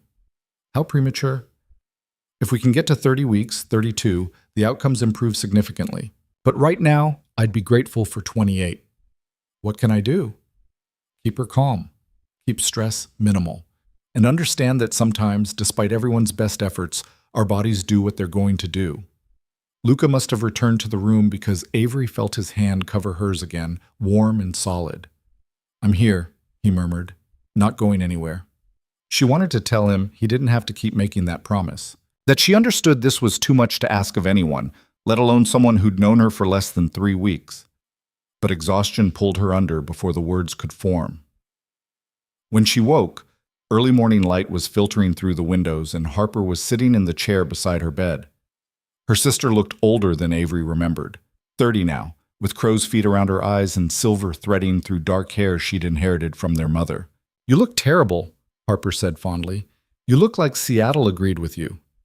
Seattle has good coffee and better people. You should visit sometime when you're not hospitalized. I'll add it to my list of things to do after testifying against organized crime and having a premature baby. Harper's smile faded. Avery, what the hell happened to you?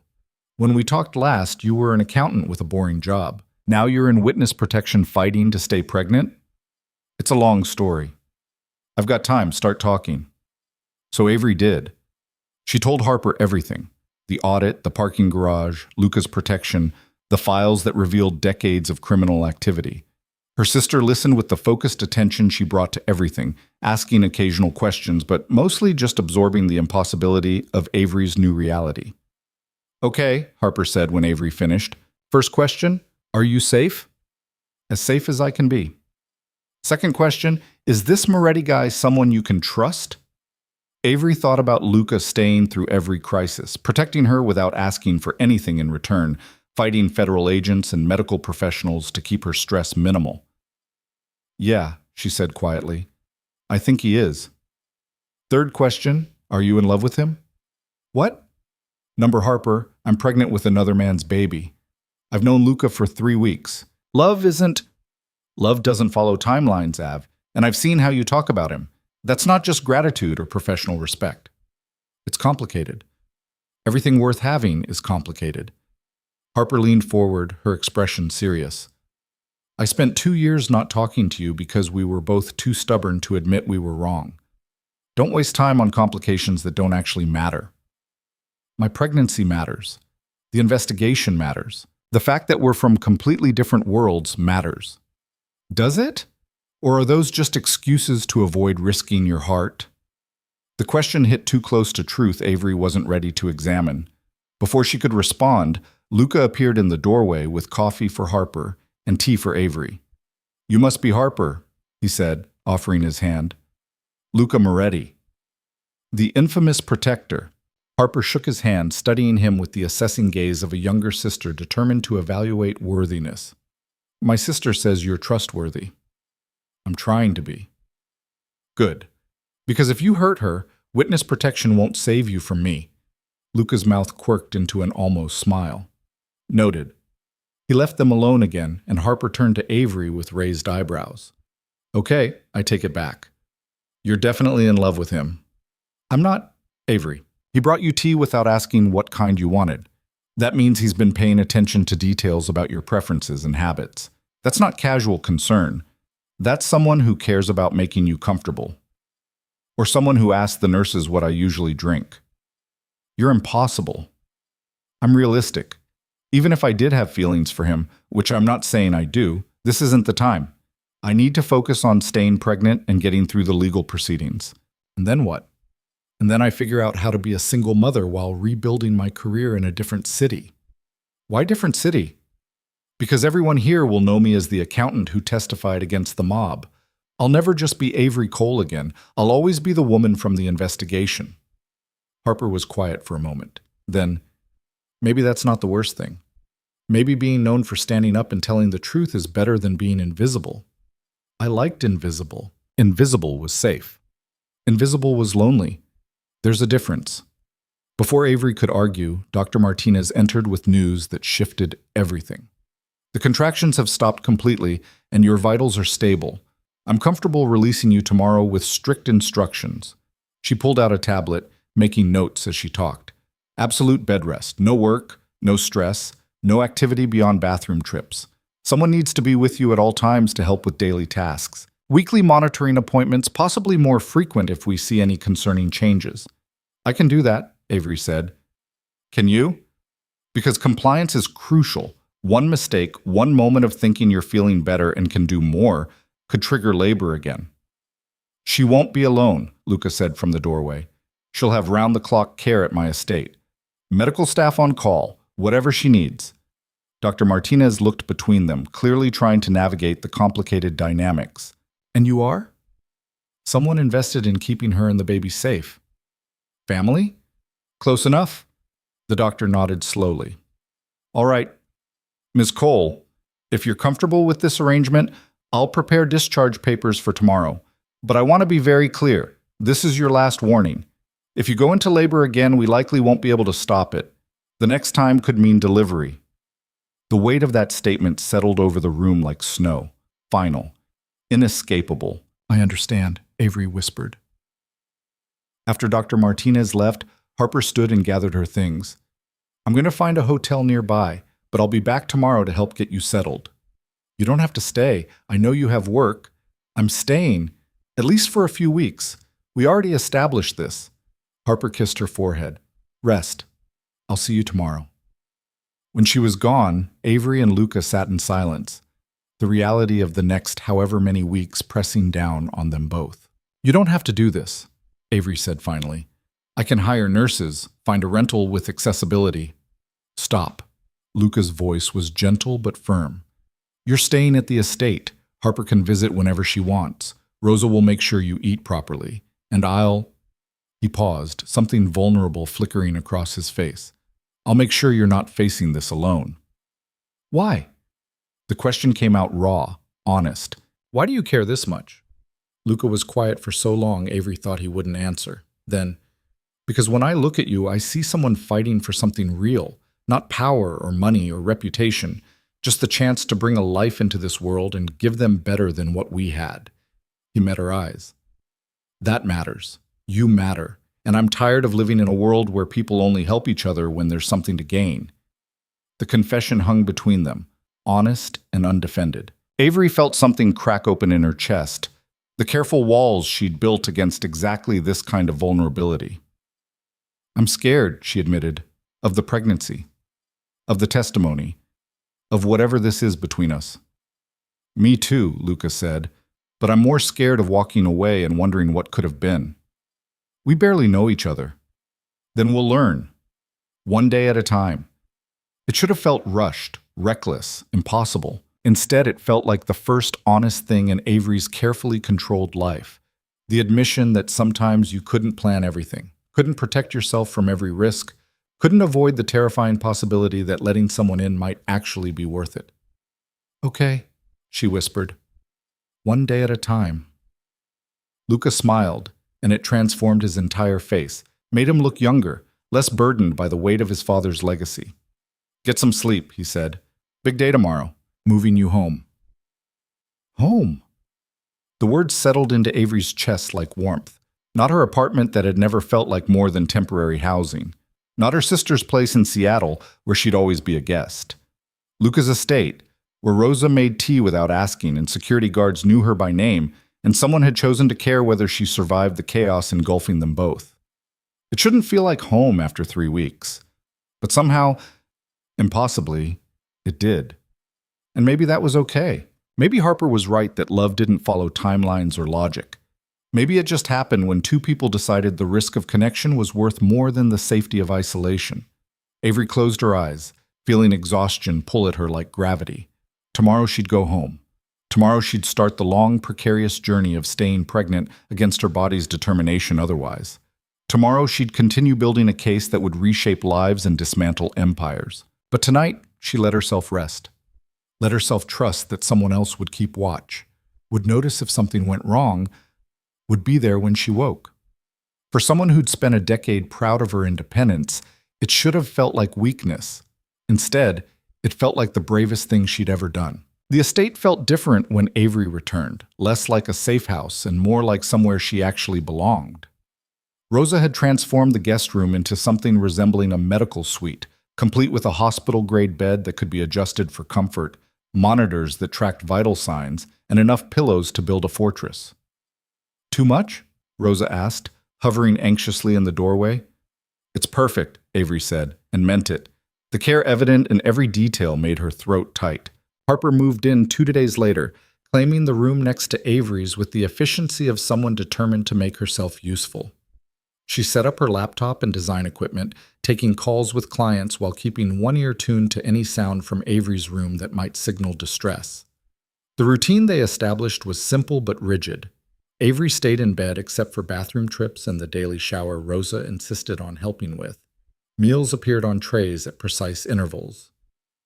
Dr. Martinez's team came for weekly checkups that stretched into twice weekly, then 3 times when Avery hit 28 weeks and the contractions threatened again, but were caught early enough to manage with medication adjustments. Luca worked from home most days, his office door always open, his presence a constant awareness, even when he wasn't in the room. He'd appear at odd hours with books he thought she'd like, with updates on the federal investigation that was slowly building momentum, with conversation that had nothing to do with legal proceedings or pregnancy complications. Tell me something about yourself that has nothing to do with accounting, he said one afternoon, settling into the chair beside her bed. That's basically my entire personality. Try anyway. Avery thought about it, reaching back to a version of herself that existed before spreadsheets became her primary language. I wanted to be a dancer when I was 7, ballet specifically. My mother enrolled me in classes and I loved it. Loved the precision, the discipline, the way everything had rules and structure. What happened? I grew too tall too fast. By 12, I was 5'8" and still growing. My instructor gently suggested I might want to consider other interests. Avery smiled at the memory, bittersweet. I was devastated for about a week. Then I discovered that accounting had the same precision and structure, but nobody cared how tall you were. You replaced one rigid system with another. I liked rigid. Still do. It makes sense in a way that most things don't. Luca was quiet for a moment. The baby's going to ruin that for you. Nothing about parenting follows rules or structure. I know. It terrifies me. Good. Means you're taking it seriously. He stood, stretching. Harper's downstairs arguing with Rosa about dinner. Apparently your sister thinks Rosa's portions are too large. Harper thinks everyone's portions are too large. She survives on coffee and the artistic suffering of small meals. Rosa is appalled. Despite everything, Avery laughed. The sound felt foreign after weeks of medical tension and legal stress. Please tell me you're recording this.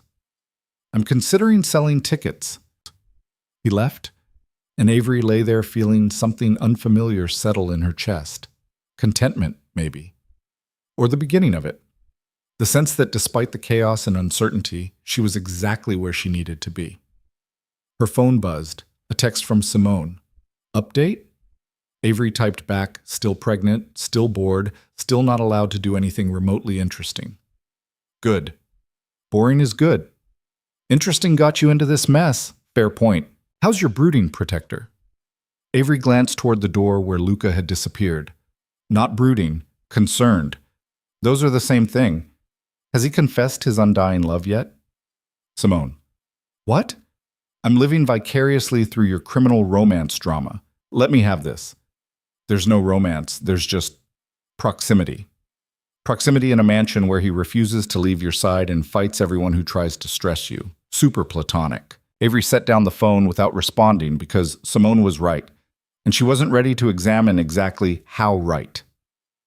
The feelings growing between her and Luca were complicated by circumstances, by timing, by the baby that wasn't his, and the legal battles that defined their daily existence.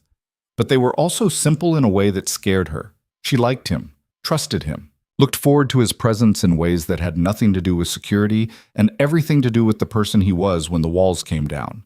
At 30 weeks, the FBI wanted her formal deposition for the grand jury proceedings. Sarah Chen arrived at the estate with a court reporter and enough recording equipment to document a presidential address. We're going to go through everything methodically, Sarah explained, setting up in Luca's study where Avery had been transported via wheelchair despite her protests. Your audit findings, the corporate structures you identified, the money laundering patterns. This testimony will be crucial for indictments against 17 individuals connected to the Rossetti organization. 17? Avery's eyes widened. Your work was thorough.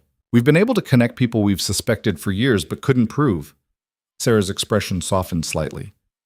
I know this is overwhelming, but you're helping dismantle a criminal network that's operated for decades.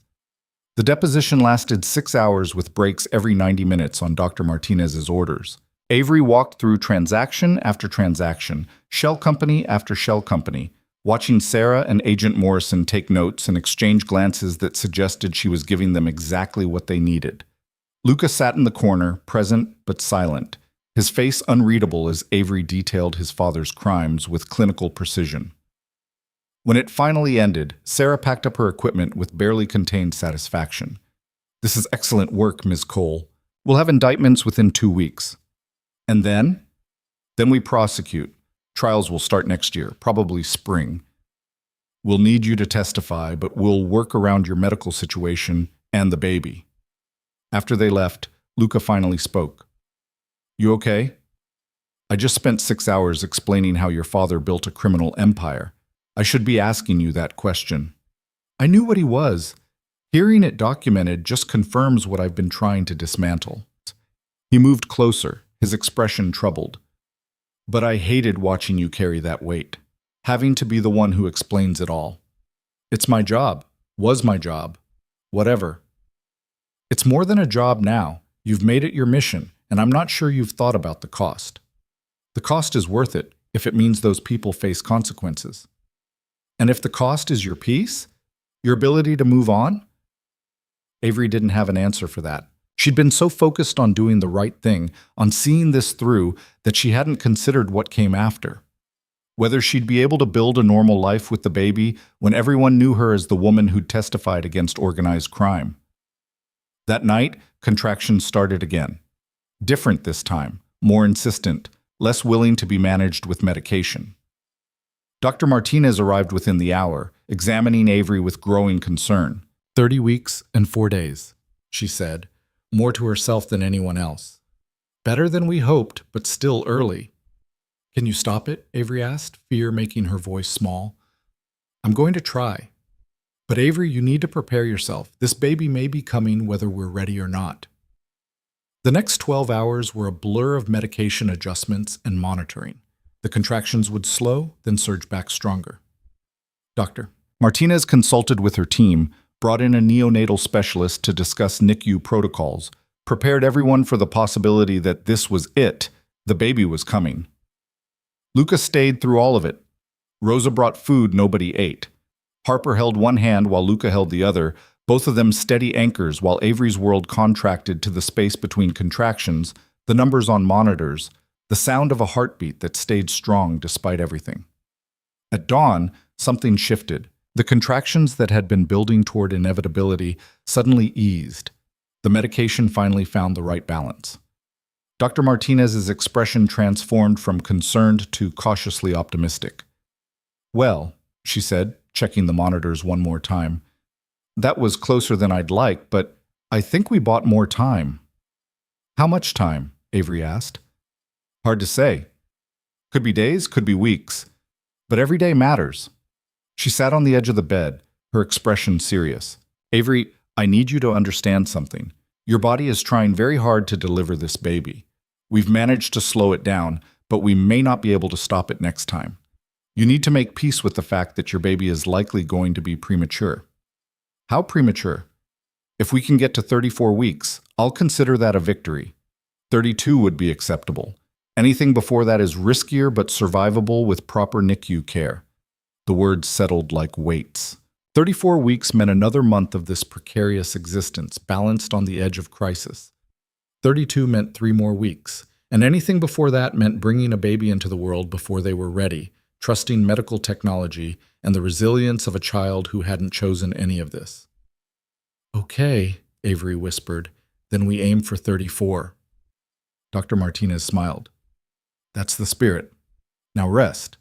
Your body needs recovery time. After she left, Avery looked at Luca and Harper, both of whom looked exhausted in ways that had nothing to do with physical tiredness. You two should sleep, she said. Not happening, Harper replied immediately. Harper, Avery, I watched you almost deliver a premature baby at 30 weeks. I'm not leaving this room until I'm convinced you're stable. I'm stable, the doctor said you bought time. That's not the same as stable. Harper's voice cracked slightly. I lost 2 years with you because we were both too stubborn to apologize. I'm not losing any more time. The raw honesty in her sister's voice made Avery's throat tight. I'm sorry. For those 2 years, for making you think you didn't matter. I'm sorry, too. For judging your choices instead of supporting them. Harper squeezed her hand. We're both idiots. Let's try not being idiots anymore. Deal. Luca had been quiet through the exchange, but now he stood. I'll give you two some privacy, but I'm right next door if you need anything. After he left, Harper raised an eyebrow. He's in love with you. You know that, right? Harper, I'm serious. The way he looks at you, the way he's rearranged his entire life to make sure you're safe and comfortable. That's not obligation or guilt. That's love. Even if you're right, what am I supposed to do about it? I'm about to have another man's baby. I'm in the middle of a federal investigation. My life is chaos. So wait until it's less chaos. But don't pretend the feelings don't exist. Harper's expression softened. You deserve to be happy, Av. You deserve someone who sees you and chooses to stay. What if I'm not ready? Then you tell him that. But don't push him away because you're scared. Fear is a terrible reason to miss out on something good. Over the next week, the estate settled into a new rhythm. The crisis had passed, but left everyone hyper-aware, watching for signs that labor might start again. Avery hit 31 weeks, then 32. Each day felt like a victory and a reprieve. The indictments came down on a Tuesday. 17 people charged with money laundering, racketeering, and conspiracy. The news coverage was extensive. Major story about organized crime being dismantled through the testimony of a forensic accountant whose name was thankfully kept sealed in court documents. Luca watched the coverage with an expression Avery couldn't quite read. You okay? She asked. My father's legacy is being destroyed on national television. I should feel something about that. What do you feel? Relief. that it's finally ending, that I might actually get to build something legitimate without his shadow hanging over everything. He looked at her. And gratitude, that you cared enough about truth to risk everything for it. I didn't do it for gratitude. I know. You did it because it was right, which is exactly why it matters. That night, Luca made an announcement that shifted everything. I'm relocating the company to Northern California, fresh start, away from the East Coast networks that enabled everything my father built. That's a huge move, Avery said. It's necessary. The business here is too connected to the past. I need clean slate, new markets, people who know me for what I'm building instead of what I inherited. He paused. I was hoping you'd consider coming with me.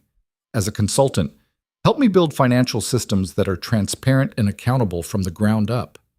Luca, I'm about to have a baby. I can't, not right away, but eventually. When you're ready. When the baby's stable and you've had time to recover and decide what you want. His eyes held hers. I'm not asking you to commit to anything beyond considering it, but I wanted you to know the offer stands. The possibility hung in the air between them, a future that looked nothing like the plans Avery had made but somehow felt more right than anything she'd imagined. At 34 weeks and 2 days, at 3:17 a.m. on a Thursday morning, Avery's water broke. This time, there was no stopping it, no medication that could reverse what had started. Dr. Martinez arrived with her team, converting the bedroom into a delivery suite with practiced efficiency. All right, she said, calm despite the urgency. We're having this baby today. 34 weeks is good, not ideal, but good. The NICU team is standing by. Fear and anticipation crashed over Avery in waves. This was happening. Ready or not, her baby was coming. I need Luca, she said suddenly. Harper started to protest. Avy, he's not the father. But Avery cut her off. I don't care. I need him here. Luca appeared in the doorway before anyone could call him, like he'd been waiting for this moment. I'm here, not going anywhere. The labor progressed quickly, too quickly, according to Dr. Martinez's muttered observations. 4 hours of contractions that built like waves, of breathing through pain that redefined her understanding of the word, of Harper holding one hand and Luca holding the other. At 7:34 a.m., with sunlight streaming through the windows and a medical team ready for any complication, Avery Cole delivered a daughter. The baby didn't cry immediately, and those 3 seconds of silence were the longest of Avery's life. Then a thin wail filled the room, and Dr. Martinez smiled. She's breathing on her own. That's excellent for 34 weeks. The neonatal team took over, assessing and monitoring, while Dr. Martinez finished with Avery. You did beautifully. She's small, just over 4 pounds, but she's a fighter. They brought her back after what felt like hours but was probably minutes. A tiny, wrinkled thing with dark hair and eyes that seemed too big for her face, perfect fingers and toes, lungs that worked, a heartbeat that was strong and steady. Hi, Avery whispered, tears streaming down her face. Hi, baby girl, I'm your mom. The baby's eyes focused on her with the vague awareness of newborns, and Avery felt something crack open in her chest. This was love. Immediate, overwhelming, terrifying love for a person she'd just met, but would die protecting. She needs a name, Harper said softly from the corner where she'd been crying quietly. Avery looked down at her daughter, at this impossibly small person who'd fought so hard to be here. Lily. Her name is Lily. It's perfect, Luca said, and when Avery looked up, she saw tears on his face too. The NICU team wanted to take Lily for monitoring, standard protocol for premature babies. Avery let them, even though every instinct screamed to hold on, to never let her daughter out of sight. She'll be fine, Dr. Martinez assured her. 34 weeks with no respiratory distress is better than we could have hoped. She'll probably need a few weeks in the NICU for feeding support and growth, but the prognosis is excellent. After the medical team cleared out and Avery had been cleaned up and settled, Luca approached the bed with an expression that was carefully neutral. Congratulations, he said. She's beautiful. Thank you for being here, for everything. Avery reached for his hand. I know this wasn't what you signed up for when you offered me protection. No, It was better. He squeezed her hand gently. I need to tell you something before the adrenaline wears off and I lose my nerve. Okay. I'm in love with you. The words came out steady, certain. I know the timing is terrible. I know you just had a baby, that you're dealing with recovery, and NICU, visits, and eventual testimony. I know you didn't plan for any of this, least of all feelings for someone like me. Luca, let me finish. I'm in love with you, but I'm not asking you to love me back. I'm not asking you to make any decisions or commitments. I just needed you to know. Because in about 3 hours, I'm flying to California to handle the business relocation, and I didn't want to leave without being honest. Avery's heart was hammering. You're leaving? Just for 2 weeks. Getting the new office set up, meeting with local contractors and suppliers. Then I'm coming back, and we'll figure out the next steps together. If you want me involved, if you want... He stopped, vulnerability written across his face. If you want anything with me at all. She should have been overwhelmed. Should have been focused entirely on Lily, on recovery, on the 1,000 practical considerations of premature motherhood. But sitting there, looking at Luca's face, she realized Harper had been right about fear being a terrible reason to miss something good. I want you involved, she said quietly, not just with the business consulting, with everything, with me and Lily, with building whatever this is between us. Even though it's complicated? Especially because it's complicated. Because you chose to stay when complicated would have been the perfect excuse to leave. Relief and joy transformed his expression. When I get back from California, we'll talk, really talk, about what we want, where this goes. And if I'm not ready for all the answers yet, then we figure it out as we go, one day at a time, like we've been doing all along. He leaned down and kissed her forehead, gentle and reverent. Then he was gone, leaving her with Harper, and the quiet knowledge that everything had changed. The next 2 weeks were a blur of NICU visits and pumping breast milk and learning to function on 3 hours of sleep. Lily progressed steadily, gaining weight, learning to feed, proving herself to be exactly as much a fighter as Dr. Martinez had predicted. Harper stayed, helping with everything from diaper changes to navigating the confusing world of premature infant care. Simone visited daily, bringing coffee and conversation, and the reminder that Avery had people beyond just family. On the 14th day, the NICU team cleared Lily for discharge. 4 pounds, 12 ounces of determined baby who decided she was ready to go home. Luca arrived that afternoon, walking into the estate's living room where Avery sat with Lily sleeping against her chest. Hey, he said softly. Hey, yourself. How was California? Productive. The new office is set up, we've hired local staff, everything's ready for the full transition. He sat beside her, looking at Lily with an expression of wonder. She's gotten bigger. Almost 5 pounds now. The doctors are amazed at how quickly she's catching up. She takes after her mother, stubborn and determined. Avery smiled. I prefer to think of it as persistent and goal-oriented. They sat in comfortable silence, watching Lily sleep, and Avery felt pieces of her life clicking into place. Not the life she'd planned, but something better. Messier, more complicated, infinitely more real. I've been thinking, Luca said eventually, about the California move, about what comes next. And I want you to come with me, you and Lily, not as my employee or my consultant, as my partner, in business and everything else. Luca, that's a lot. I know. But I've spent 5 years dismantling my father's legacy and trying to build something better. And I realized something while I was in California setting up the new office. He turned to face her fully. I don't want to build it alone. I want to build it with you. Someone who understands accountability and integrity. Someone who won't let me take shortcuts or compromise on what's right. What about the investigation, the trials? We'll handle them. Fly back when needed. Work with prosecutors remotely when possible. Sarah says most of your testimony can be done via video conference, given your situation. Avery looked down at Lily, at the daughter who'd already survived so much in her short life. Then she looked at Luca, at the man who'd protected them both without asking for anything in return. Okay, she said. Yes, we'll come with you. The smile that broke across his face was brilliant. Yeah? Yeah, on one condition. Anything.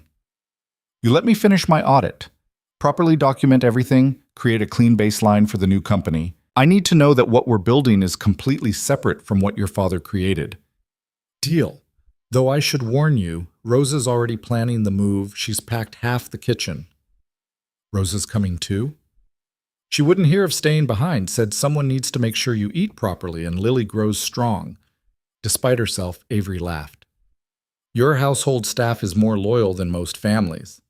They're not staff, they're family, and so are you, if you'll let us be. Before Avery could respond, Lily stirred and made a small sound of protest. Luca reached out instinctively, his hand cradling her tiny head with surprising gentleness. Can I? He asked. Of course. He lifted Lily carefully, supporting her head and body like he'd done this before. The baby settled against his chest, her small hand curling around his finger. Hi, Lily, he murmured. I'm Luca. I'm not your biological father, but I'm going to love you like I am. I'm going to protect you and your mom. I'm going to make sure you grow up knowing what real integrity looks like, what it means to do the right thing even when it's hard. Avery's throat went tight watching them together. This wasn't the family she'd planned, but it was the family she had.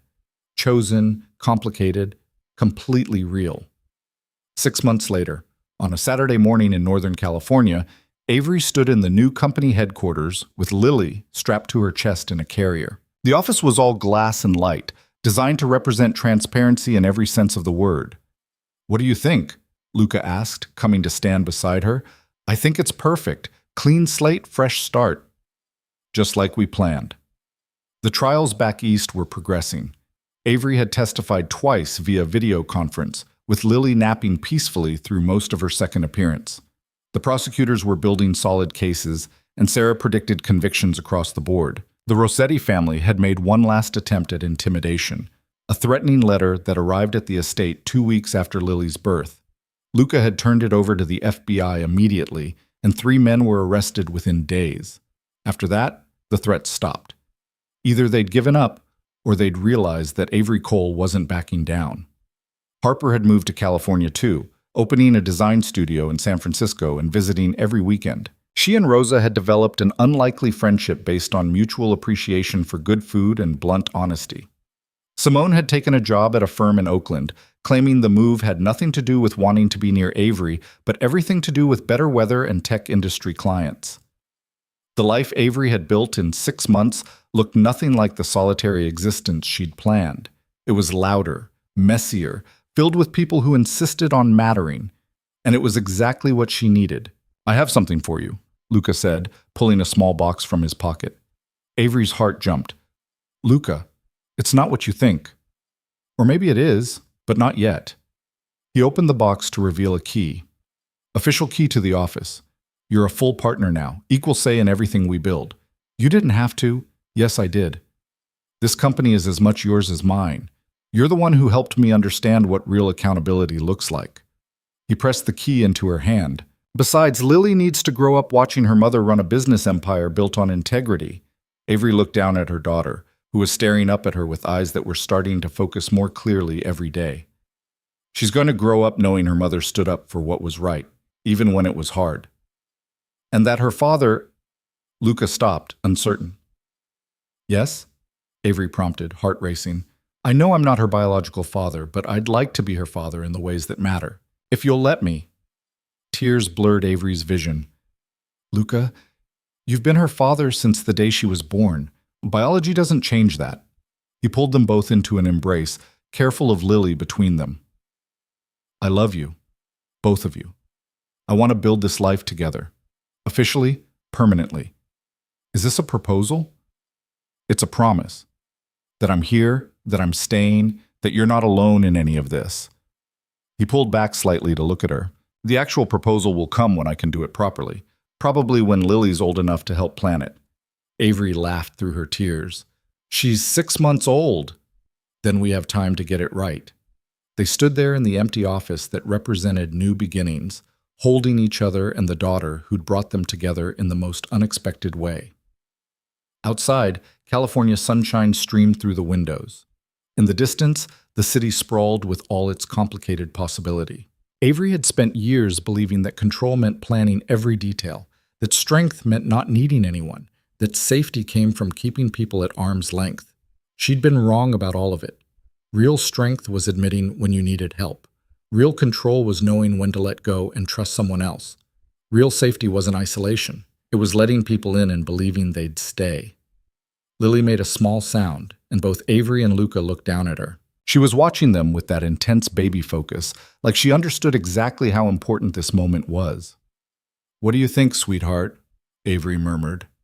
"Ready to help your mom and Luca build something good?" Lily's response was to grab Luca's finger again and hold on tight. "I think that's a yes," Luca said, his voice rough with emotion. And there, in an office built on transparency and second chances, surrounded by sunshine and the people who'd chosen to be family, Avery Cole finally understood what it meant to be home. Not a place, not a plan, but people who saw you completely and chose to stay anyway. She'd started this journey alone, pregnant and terrified, hiding from everyone who might judge her choices. She'd ended it surrounded by love, messy, complicated, absolutely real love that didn't require her to be perfect, only honest. The audit that had started everything was complete, filed away as evidence that would help prosecute dozens of criminals. But more than that, it had led her here. To a man who'd proven that integrity mattered more than legacy. To a sister who'd forgiven and shown up when it mattered most. To friends who'd rearranged their lives to be present. To a daughter who'd fought to be born and was growing stronger every day. The future still held uncertainty, more trials, more testimony, the challenge of raising a child while building a business. But Avery wasn't afraid anymore, because she'd learned the most important lesson of all. You didn't have to face the hard things alone. Sometimes the most powerful transformations didn't happen in balance sheets or courtrooms. They happened when you stopped hiding and let someone stand beside you.